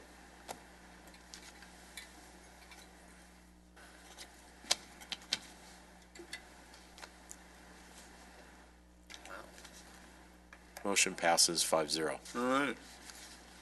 And the query is, do we want to require, do we want to recommend that earthquakes shut-off valves be required on all new homes? If I read the staff report right? Is that right? That is correct. Okay. So the motion would be to do that, or there would be no motion? Which would it be? I move that we require earthquake shut-off valves on all new housing construction. Okay. Do I have a second? Going once? Going twice? Three times the charm. No second. Dies for lack of a second. So there is no recommendation on requiring shut-off valves. Thank you. Okay. Oh, good. Let's take up something that's easy. How about our alcohol beverage sales discussion as it relates to conditional use permits? This is a matter we've discussed before. As a point of background, this commission spent a lot of time in 6 or 7 years ago reviewing our alcohol beverage control ordinance, or issues, and recommended an ordinance to the City Council, which ultimately was adopted. And we've been functioning with that for a period of time. With that, however, we've had further discussions, and as recently as a conditional use permit application on some new issues. So would you care to address those, Mr. Ludicky?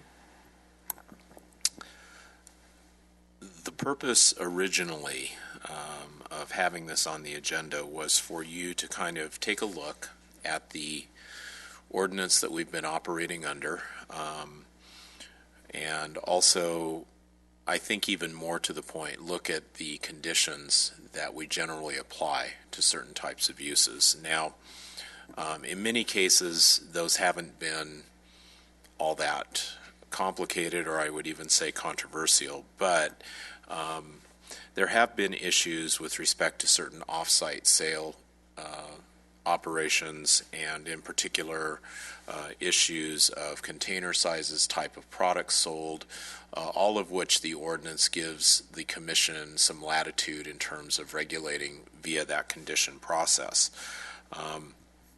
What we really wanted out of this from a staff standpoint was to really give us some direction of the things that you'd really like to discuss further. We didn't figure, obviously, at this meeting that you'd come to any consensus on any of these.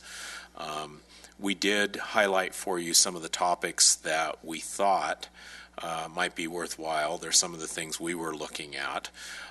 In addition to that, the City Council, and particularly the mayor, gave you some direction in looking more closely at liquor stores, however they define that, and I'm not, at the risk of irritating people, I'm not sure that they understood exactly how that is defined in the code. However, I'd be more than happy to bore you with those definitions if you wish.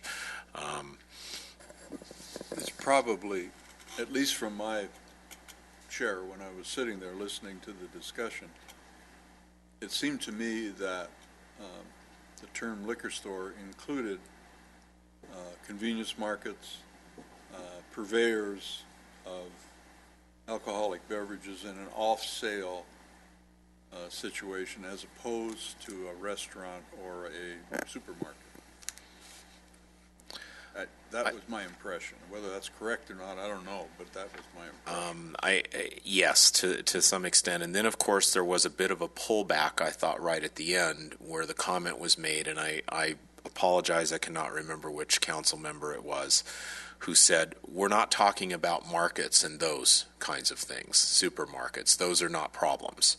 So I'm gathering that the concern tends to revolve around the issue of a mini market, convenience market, or liquor store. Each of those is a separate and distinct use as the code currently has it. Liquor stores, regardless of size, have a general off-sale license, and they derive 51% or more of their income from the sale of alcohol. That's a liquor store. So a liquor store can be the liquor store down at I and 13th Street West or 12th Street West. It can also be BevMo. Those are both liquor stores under the terms of the city's code. A convenience market is different, and the original idea behind convenience market definition was to avoid kind of pulling in to the mini market definition, what I would call the ethnic or small grocery store. We had a number of those that operated in the city. We continue to, and the idea of trying to define them separately was so that it was clear they were not considered mini markets. Mini markets have a specific limit on their size. They are only up to, Sean, I don't know if you remember, 5,000 or 6,000 square feet or something like that, maybe up to 10. And they may or may not sell alcohol. If a small market like that generally doesn't sell fresh meat or produce, sells alcohol, it is a mini market. Even if it doesn't sell alcohol, it's considered a mini market. And if it's got gasoline sales with it, it is a mini market. And the reason that is very significant in our code is that mini markets are subject to separation distances. Convenience markets are not. And the reason that they were not considered in that is they were intended to be the kind of use that might slide into more of the mixed use or walkable types of areas that the city has a policy towards creating. If I look at it from my position as a planning director, I think that's the one definition in the code we might want to look a little more closely at, because what we're starting to get, as was the case with this past use, are uses that are really not necessarily convenience stores, but they're trying to take advantage of that lack of separation distance that's in the code. So I know that's a very long explanation for those definitions, but I think they're important. So there's an opportunity to trick the system, is what you're saying. That's my understanding what you just said. Yes, I think that is going on. For a long time, we got very few of those requests, but we have gotten, Chun, how many now over the last? Since the adoption of the alcohol ordinance in 2008, 59. 59 total requests for alcohol sales. Total requests. But in the last year, how many of those have changed from kind of the mini market into the convenience market type? There's been an increase in that. Yeah, I don't remember offhand. Yeah, it's something that we can take a closer look at. We did look at whether the city has actually approved any defined liquor store since the ordinance was approved. The answer is no, it hasn't. However, as I've expressed earlier and in the past, distant past, the concern I had with when we went through the whole analysis of alcoholic beverages being dispensed from whatever method they were being dispensed from, that the majority of those uses would be required to have a conditional use permit. So they would have a public hearing, the public would have an opportunity to voice their concern, whatever they may be, and the commission would make whatever findings it chose to make and condition the marketing of those opportunities. The concern I had, and still have, is primarily with distilled spirits and the size of containers that are marketed to trick the system. And if you don't understand, I think you understand what I mean there. The little 3/4 ounce, 1 ounce, 250 milliliter as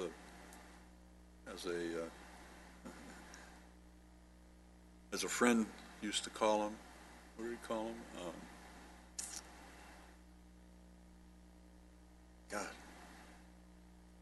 short dogs or something like that. You remember what Mr. Chavera used to call them? No, he seemed to know a lot of the names for He did. it from his past history. Yes. But I tend to agree with a lot of the concern that he raised and others in the community raised about the sale of distilled spirits in any of these kinds of operation, as well as the single beverage container size and alcohol content, which we've had a lot of discussion about, the fortified beer and wine and all that. Now we have a new issue, the craft beer issue, as well as the industry figuring out ways to get around controlling ordinances like we have in our community. So, to me, those are the issues we've got to talk about. Yes, and as a reiteration to the commission, the city's ordinance does not contain specific provisions on size of containers or anything else. And the reason is exactly for the reason that Chairman Vos identified, is that marketing changes over time. What the ordinance does do is it gives the commission, well, the city essentially, but it's normally the commission that is hearing these, the opportunity to regulate those. And so I think it's worthwhile to take a look at that and see and consider how those approaches ought to be applied, perhaps even different between different sorts of uses. I don't know. We're up here looking at the standard conditions, specifically number 9. Is that what you were alluding to? Yeah, number 9 is not a standard condition. We're referring to the one that was proposed on the most recent case, but it is typical of the types of things that we've normally applied, and they've changed over time, and they sometimes have varied between uses. But the two key things that have generally been the guiding principle that I recall from the Commission's direction are anything that came to the store designed to be sold as a unit. In other words, 4 bottles, 6 bottles, 4 cans, 6 cans, whatever, had to continue to be sold as a unit. It couldn't be separated out and sold separately. Then there was the other issue about the sale of singles. In particular, that has been looked at when you're dealing with beer or malt beverage of some kind. That's been the typical concern, although as the chairman noted, we may need to extend that concern where we have requests for general sale to spirits, because there haven't been those restrictions. And I went back and took a look why. For the most part, it's not universal, but for the most part, the requests that we've had for off sale have been limited to beer and wine. That's not entirely the case. I mean, we've had a couple of supermarkets and a few drugstores that have general sale, but the mini market type use or the convenience type market type use have almost all been beer or wine. In fact, I think the one that was before you last month, or 2 months ago now, I guess, was the first one that I remember that was a general off-sale request that wasn't limited to beer and wine.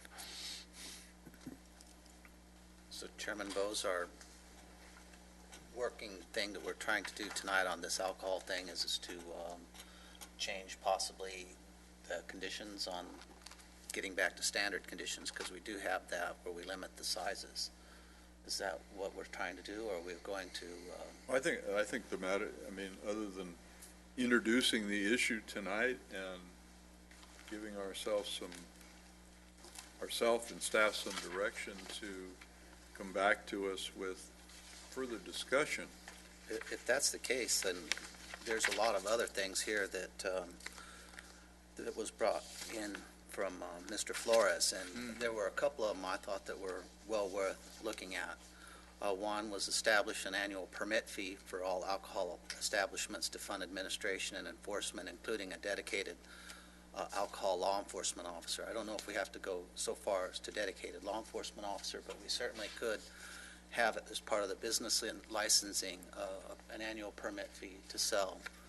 And then number 3 on his thing here was establish a community and business outreach education program as part of the enforcement activities. And I thought that was a reasonably good idea, because I saw CVS Pharmacy recently had limited cigarettes, just decided to quit selling them, and up there on their stands when you go to check out, they'll have pamphlets that say, "We'll help you quit." Well, and I was thinking it was possible that we could have something like that in the stores. Here's programs. If you think you have a problem, maybe you do have a problem. Things like that. That could be a condition of selling the alcohol. There's a responsible beverage service programs for all alcohol retailers. Reasonably good ideas. Not just reasonable. I think they're. Go ahead, Mr. Luke. Yes, I would address that. The city already does that. Okay. And in fact, to make sure that you're aware, I recently had conversation with the city's public safety manager, and they are in the process of going through that enforcement to make sure that the businesses that have been approved under the new ordinance are in fact, meeting that requirement. So yes. And that's extra cost for the city, but that could be taken up by the extra business license fee for selling the alcohol. Yeah, that part of it would have to be a recommendation to the council, obviously, because they are the ones that would have to set a fee of that type. Thank you. Anyone else?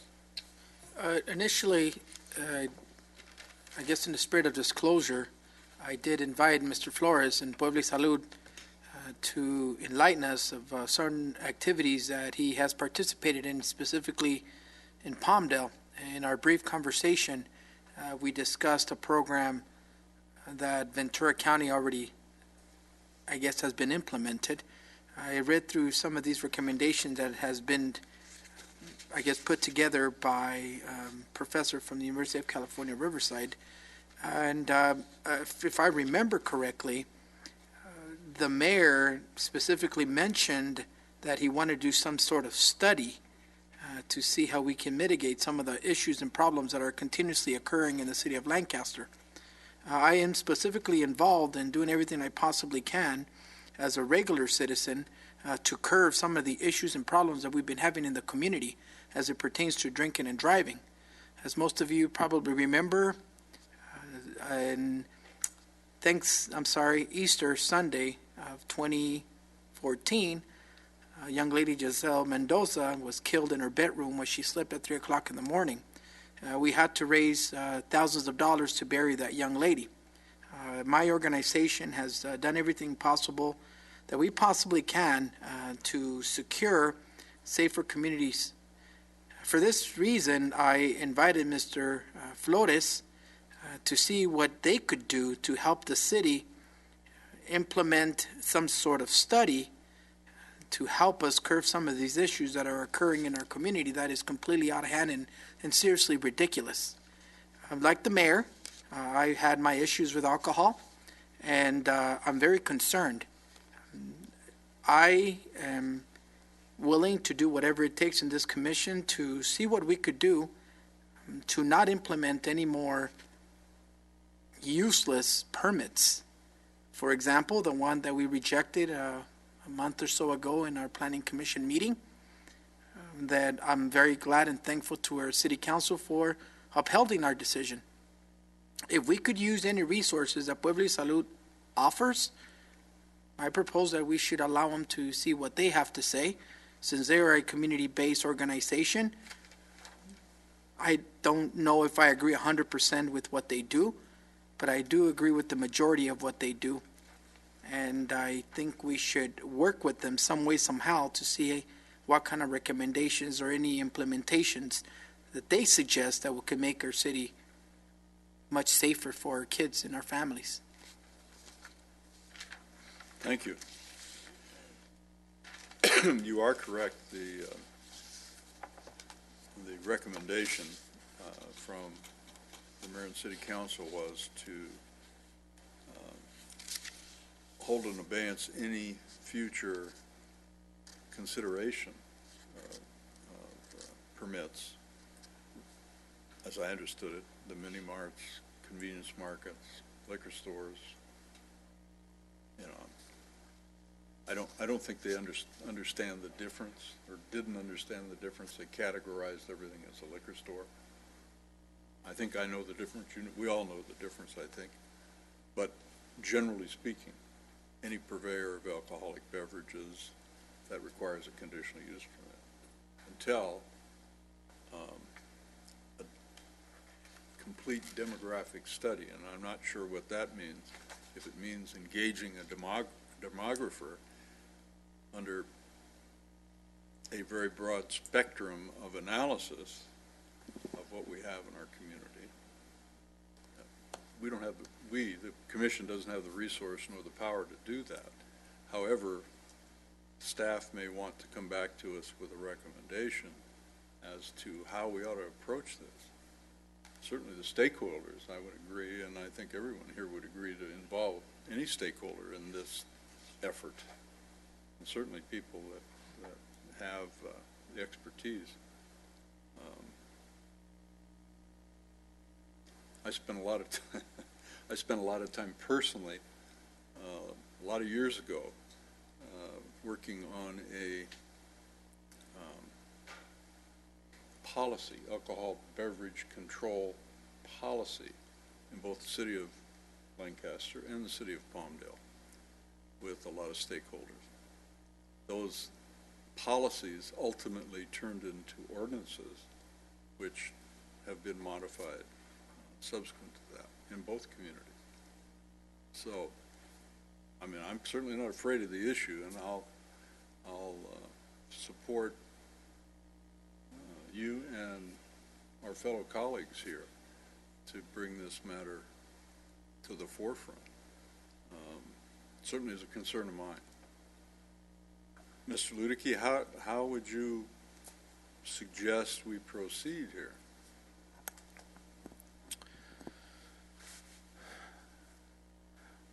I think it would be best if we got some smaller working group of the commission. I mean, that seemed to work pretty well on the LED approach and so forth. I think trying to do this we only have 5 tonight, but if you usually have a 7-member body, that's very, very difficult to work on.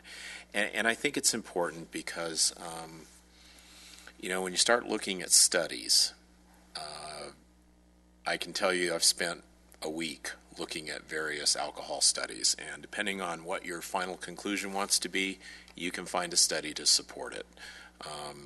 Some of the best, are one that was done for South Central Los Angeles, and there was one done by a I think he was a PhD student out of Boston University, looking at issues in the state of Texas between wet counties and dry counties, counties that were dry that went wet, and what were the correlations.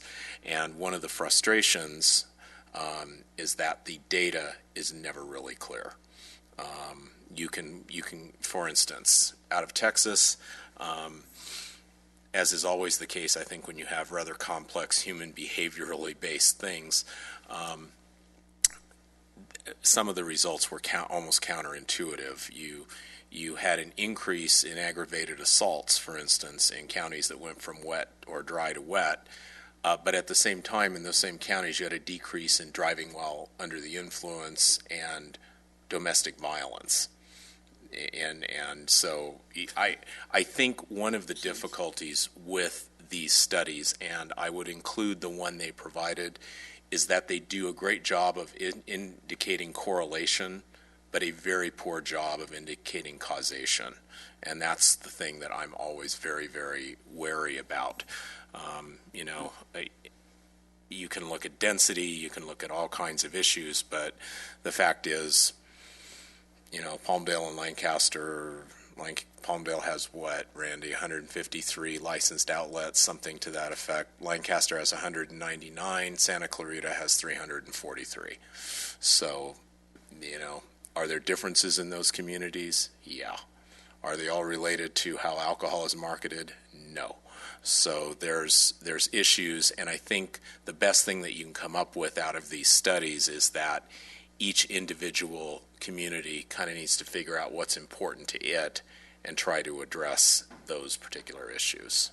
So you're talking about like nuisance standards or something like that?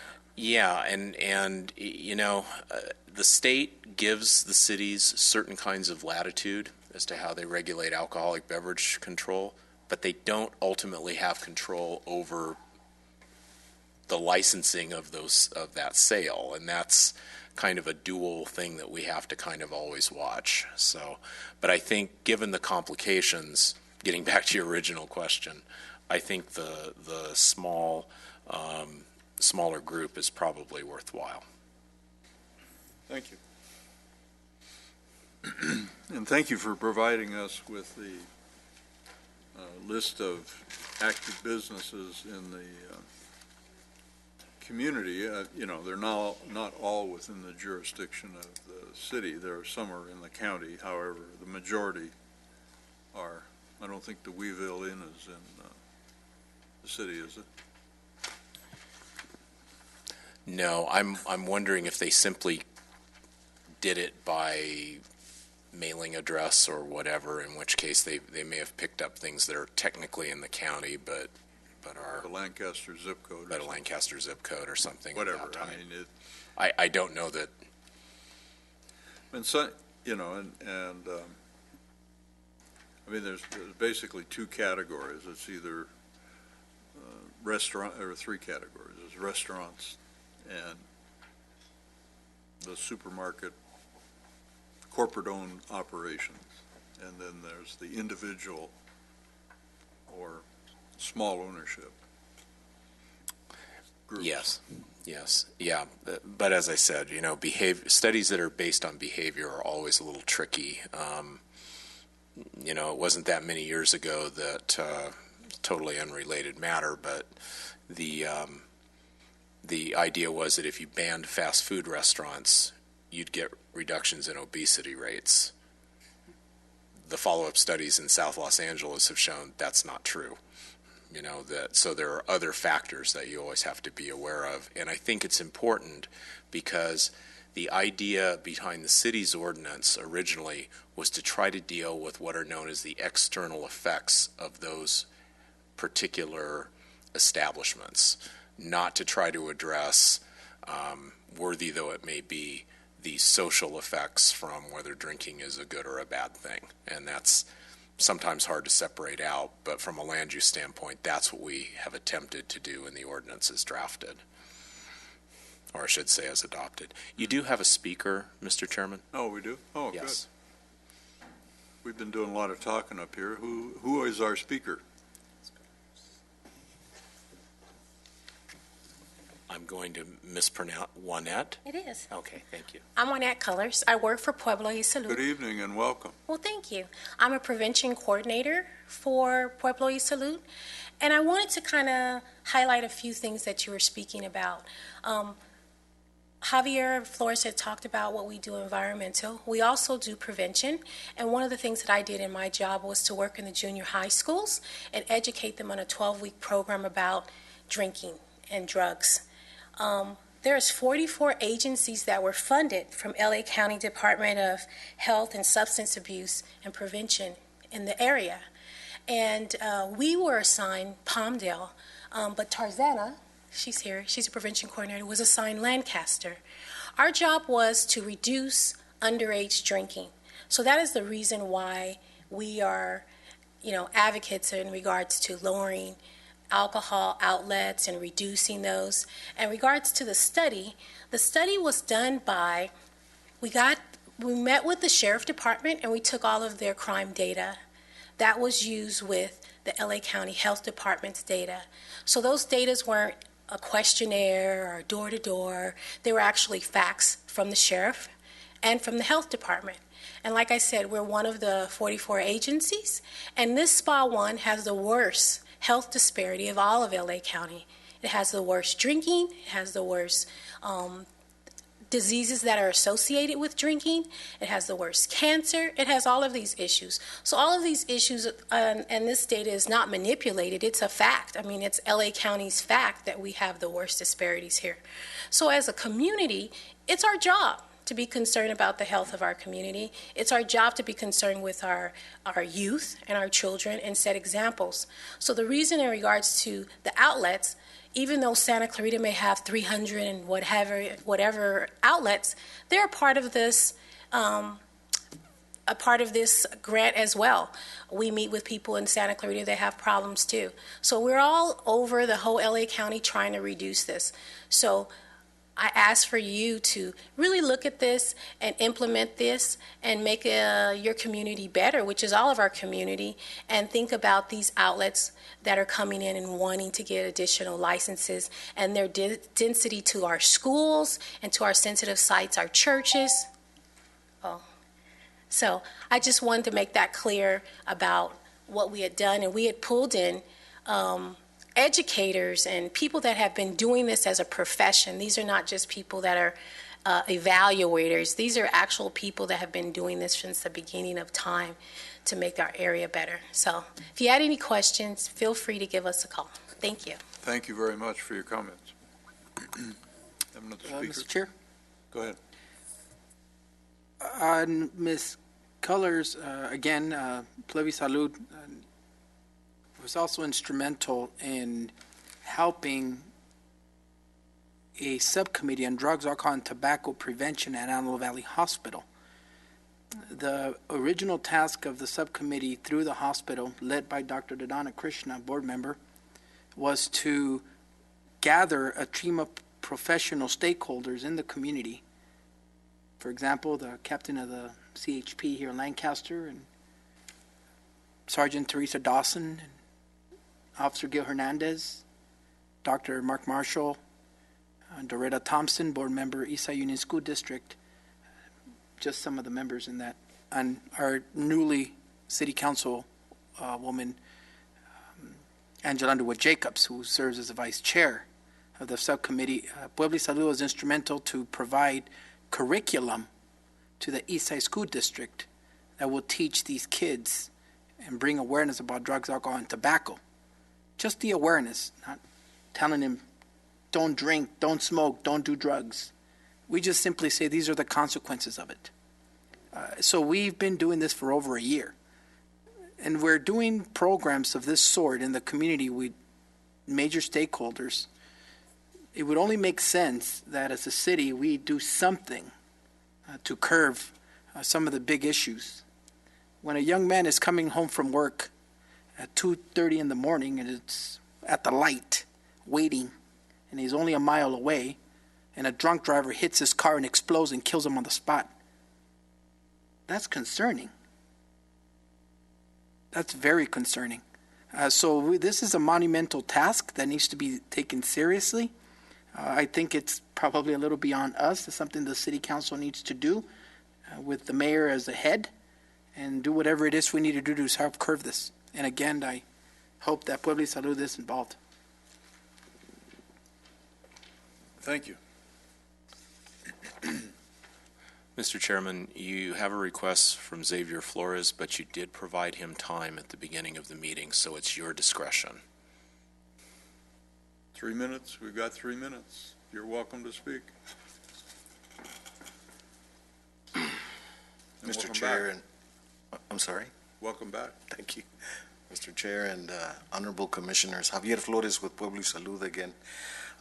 Because I was invited by Commissioner Coronado, I took the liberty, and I had read the article that came out in the newspaper a couple of days ago and a subsequent opinion piece that came out in today's AV Press.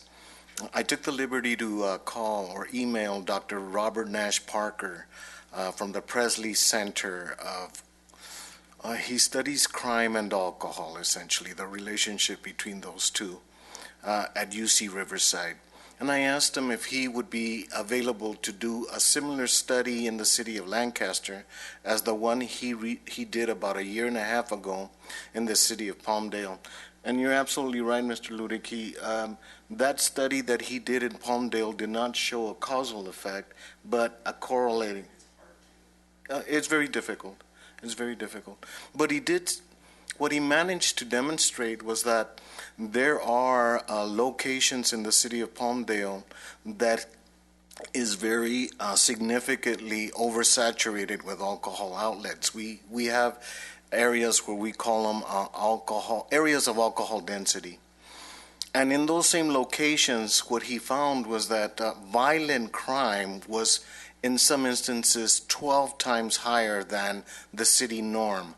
And he saw that for every place where there were alcohol outlet density, in every single location where that existed. Now, we've been at it for 30-some years, those of us that are in Puebla y Salud, and we can tell you that this is not the first time we've seen it. And we've looked at many, many studies throughout the nation, but certainly here in California as well. And we continuously see the correlation between alcohol density and violent crime. Plus, if you look at the report, we did not send it to you, but we have it. There's a 2011 report that was put out by the Los Angeles County Public Health Department. And the front page, it has a letter that's written by, I forget his name, but he was the head of the department there for a while. He just left a year ago. Fielding, Dr. Fielding, he'll tell you that we have the biggest problems or the biggest health disparities in the county.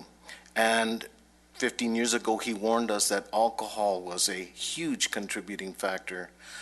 He also admonished us to look at reducing alcohol availability as a way of dealing with that issue. We've not done it. We've put all these laws in, but we've never put anything in that would actually reduce the amount of alcohol availability. Thank you.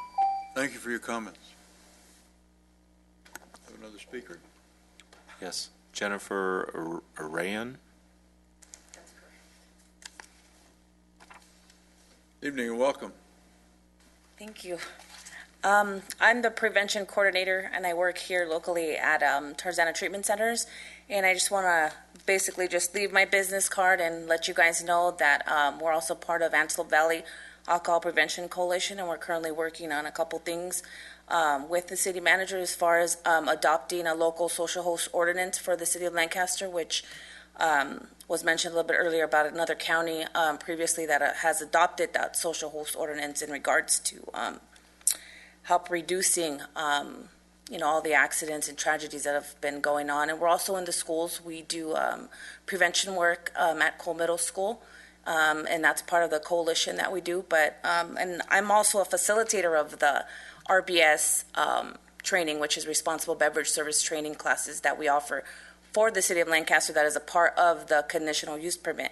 So as far as what I'd like to see is, I know that you guys probably cannot actually have one designated deputy to go around and actually enforce, making sure that all the alcohol outlets have their training cards. I know it'd be really, really expensive for the city, but maybe have a code enforcement officer go out and just check and make sure that all the, whether it's on sale or off sale, and just make sure that they are trained, because we do teach them a lot about the civil liabilities. And from my experience, a lot of the restaurants, like a lot of the older bartenders that have been bartending there for years, they don't know a lot of the stuff that's, going on now as far as like the newer laws and what they're liable for, and serving to, consistently serving to like a drunk person and, things of that nature. But I'm going to leave my business card with, I don't know who, this is my first time coming to the Planning Commission, but I will definitely leave my card, and I'd love to work with you guys to help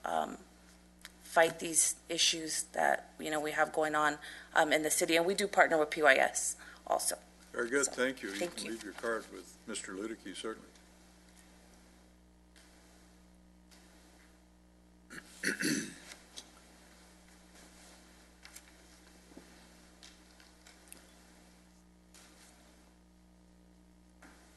All right, is that the last speaker? It is. Yes, no other cards, Mr. All Chairman. right, very good, thank you.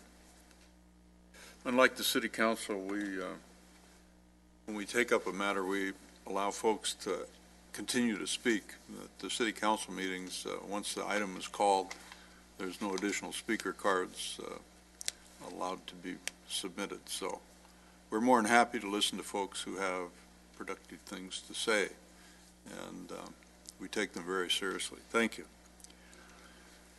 So, as was suggested by Mr. Ludicky, that it may be in our best interest to form a subcommittee of the members to consider a review of our existing alcohol beverage control ordinance impacts and our conditional use permit requirements as it relates to alcohol beverage sales, both on-site, off-site, and entertainment. So we have 2 volunteers, right? Definitely. Definitely. Ms. Cook, would you? Yes, I will. All right. Now, does it have to be specifically just commissioners, or can we invite one of the You public? can, certainly you can invite anybody you want, but the members of the subcommittee, the controlling entity will be members of the commission, and whatever we decide the subcommittee's task ought to be, and what time frame they ought to conduct it in, and how they ought to report back, is yet to be discussed. That's typically what we do and have done in the past, is, set the parameters, but all stakeholders certainly ought to be involved, whomever they may be. How would that work exactly, aside from Commissioner Cook and I? How would we be able to? Now, there'd probably be one more member that would join you. I don't hear any other volunteers. I'll volunteer. Will you? Okay. So there's the 3 of you, and you can select a chairperson, and Can we select Randy to be the chair? sure, you can select whoever you want out of the 3 of you. Can we do it now? You can do it anytime you want, but we need to set the parameters of what you folks want to do. You want to take up all the issues related to our current alcohol beverage control issues as it relates to all uses of alcohol beverages in the community, and review all those issues and consider any changes that would be appropriate to the ordinances. I think the mayor gave us direction the other day when he said he didn't want any more liquor store licenses okayed, convenience store, mini market, any more okayed, until we had a comprehensive, I think that was his word, comprehensive study And so that comprehensive study, how would you define that? that's a good question. I don't know the answer to it, that's why I'm asking you. That might be part of the subcommittee's first work is figuring out what the comprehensiveness of it would be, what we were actually looking for. I think PYS has come up with some pretty good ideas. I know Tarzana Treatment does a lot of work, so they work off of grants, so there's probably grants that are available that we could look into that could help with this too. If it's going to become citywide and it's going to become as encompassing as the mayor seemed to indicate the other night that he wanted it to be, then we're going to probably have our first meeting or two figuring out what the scope of it's going to be. Well, you're going to need some staff support, and so I need to ask the question of staff availability to support the effort. Since we don't direct staff. Well, although this one is important, it probably does not rank right now at the level of importance of water, so we need to sort that out over the next week or two or whatever we're going to do.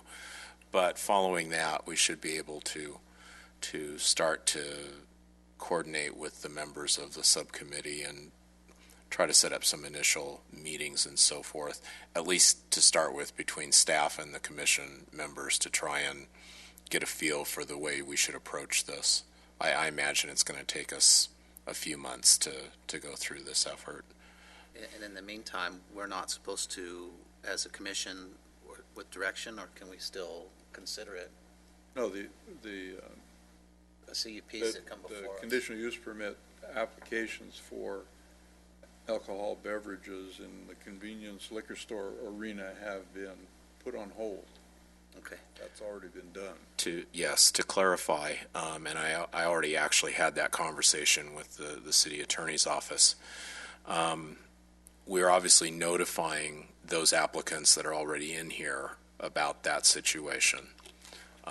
Anyone who looks to file a new application for essentially what would be a mini market, convenience market, or liquor store, we're noting we can't deny you filing, but you need to understand that given direction from the council, the city is not processing those particular types of requests.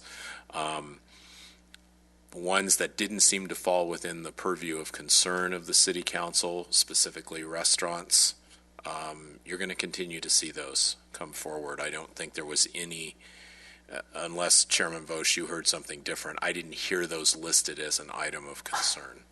So we are not holding those in abeyance. However, it may be something the subcommittee wants to look at. I mean, that, again, frankly, you may want to meet with Mr. Ludicky at least once or twice, suggest a report back to the commission, the full commission, of what you define your mission as, and get a concurrence or further direction. I think that's appropriate. Wouldn't you agree? That way, we're not at cross purposes. I just wanted to make sure that we knew that there was we didn't have unlimited amount of time. We weren't coming up with a sensible sign ordinance. We were No, that's next on the agenda. Yeah. We were coming up with something that was much worse than a sensible sign ordinance, and we also had economic pressures to make sure that we had it. Right. Well, if you three agree that maybe, let's see, this is April, I'm sorry.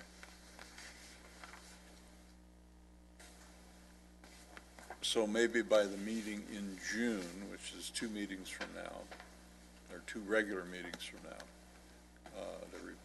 to come back to the full commission with your recommendation of scope of what you want to consider and review, and whatever action you think you might want to take, and get the concurrence of the commission. Is that reasonable? 2 months? Give you enough time, Mr. Ludicky, as well? That seems reasonable. Okay. All right. Any further discussion on that?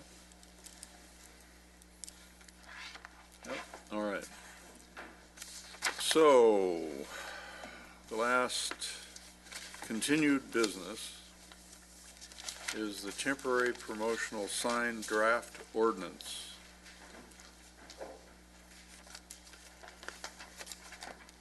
Mr. Ludicky? Yes, we've spent quite a bit of time trying to work through the creation of a draft ordinance for temporary promotional signs that was requested by the council some time back. We think we're there with at least a reasonable draft ordinance.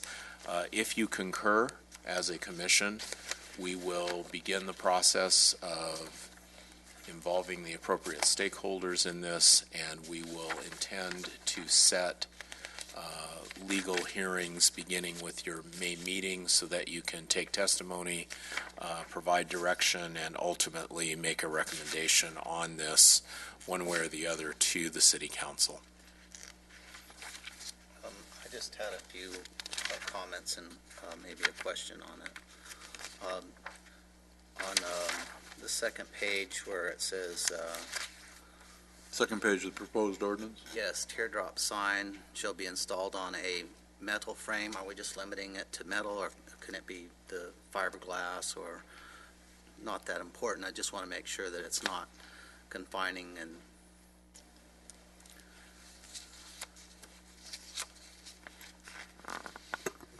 And then on the, it would be the third, fourth page, there was we're on number G where it says permit required.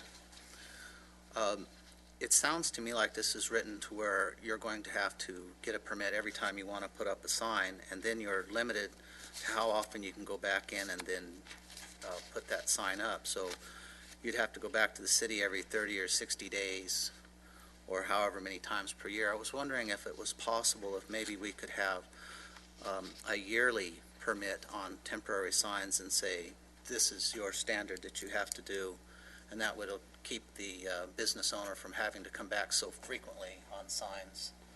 And So define temporary. Temporary, if you do it every year, it becomes permanent. well, the permit is issued, and the permit has these conditions that we have on it. And I was thinking that every time somebody wants to put up a teardrop sign, then they have to put it up, take it down, or they have to go to the city, put it up, take it down, and then a few months later, they have to go back, get another permit, put it up, take it down. And I was thinking maybe if they could just submit a plan and say, we want to have temporary signs. That are permanent every other month. Well, following the guidelines, of course.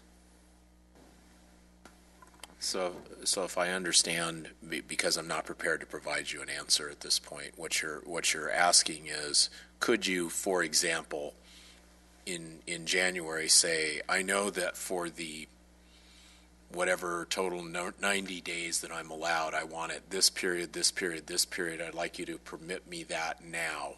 Correct. And then for one, is that what I'm hearing you say? Yes, I think Okay. that sounds more reasonable to me. Nobody can trick the system, you don't think, huh? Well, I'm sure they can, but then, of course, code enforcement has a yearly plan that they can look at, and it doesn't change as often as it would the other way. It would be more. That's job security for those guys and gals.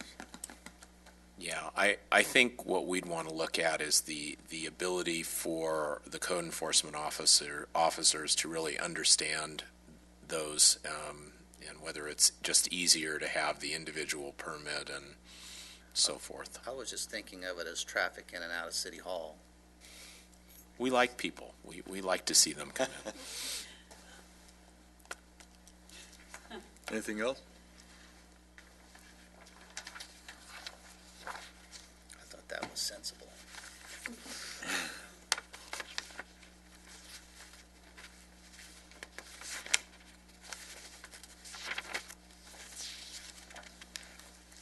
So you're,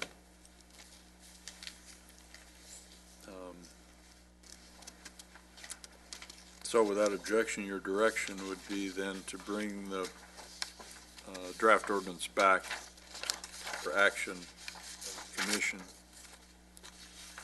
Next meeting, at work? Yes, we would begin that process. Okay, Thank you. all right, very good. Let's see. So, director's announcements. I've probably spoken enough this Me too. evening. The commission agenda is to reschedule the planning commission regular meeting, June meeting to June 22nd. Is that what you're suggesting? Yes, kind of looking at staff availability and scheduling. It would work better for staff for the 22nd of June. It's an odd request, but So that's it's technically the fourth it is, Monday. yeah, it would be. wouldn't it? Yes. Which is, okay. Any objection to that, anyone? No. No? Okay. objection, I just won't be available. You're not? No, sir. You're going to Hawaii or someplace? I'll be in Florida on business. Let's see, sure. Another resort. Perfect. Well, we'll try not to make any mistakes while you're gone. Oh, my. Okay. The next item is public business from the floor, but the only public I see from the floor is the reporter from the Antelope Valley Press. Do you want to have anything good to say to us, or not so good? Do I have to stand up? What's that? I'm so comfortable right here. Do I have to stand up? Do I have to approach the podium? Oh, absolutely. Absolutely. Absolutely. You have to fill out a card. I really, You have to fill out a card. You have to tell us who you are. okay, All that, just like regular people. sure. Alicia Sumchuk Good from the evening Antelope and Valley welcome. Press.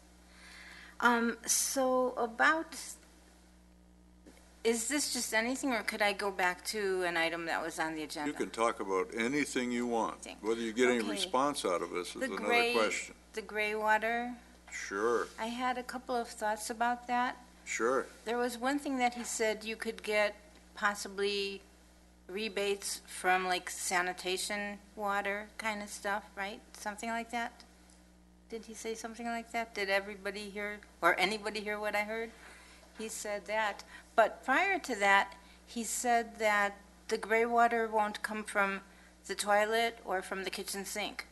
So if it doesn't come from the toilet, the bathroom, why would you get a rebate on sanitation water?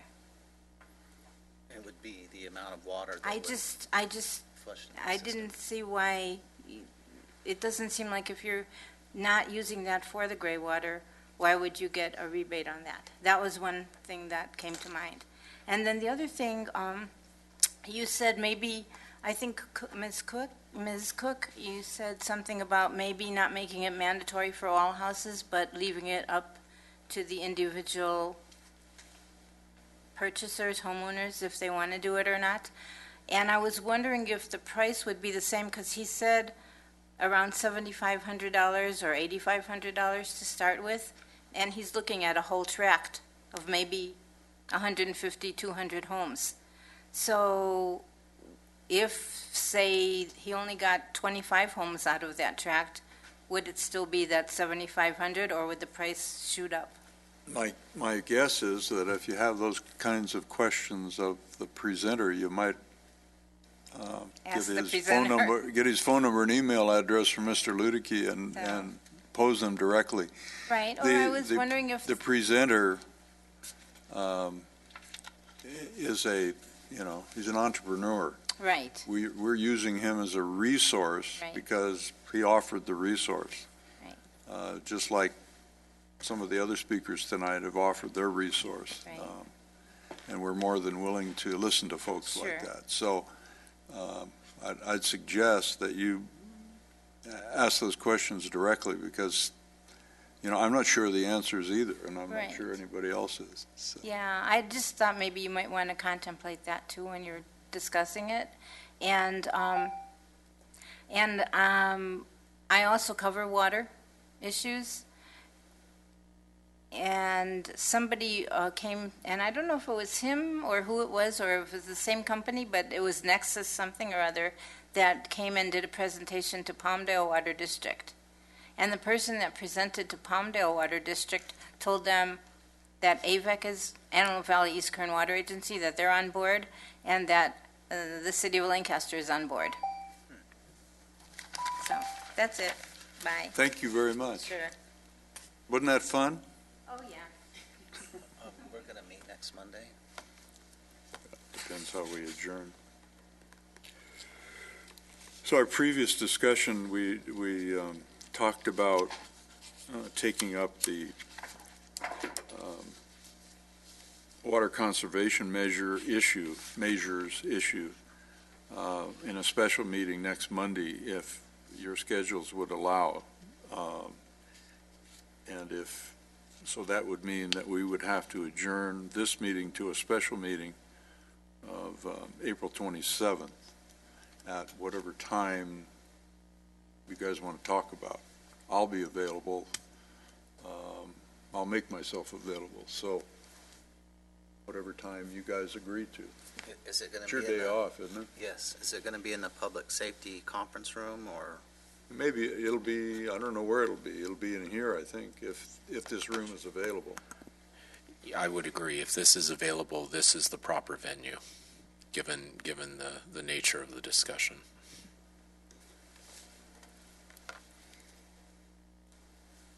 So we have to determine a time this evening, or at least come up with a date, and then let city staff perhaps... I think we'd need to address the time certain. Okay. So I think you, I have a 6 o'clock board meeting with another school district at 6. So 4, I can do 4.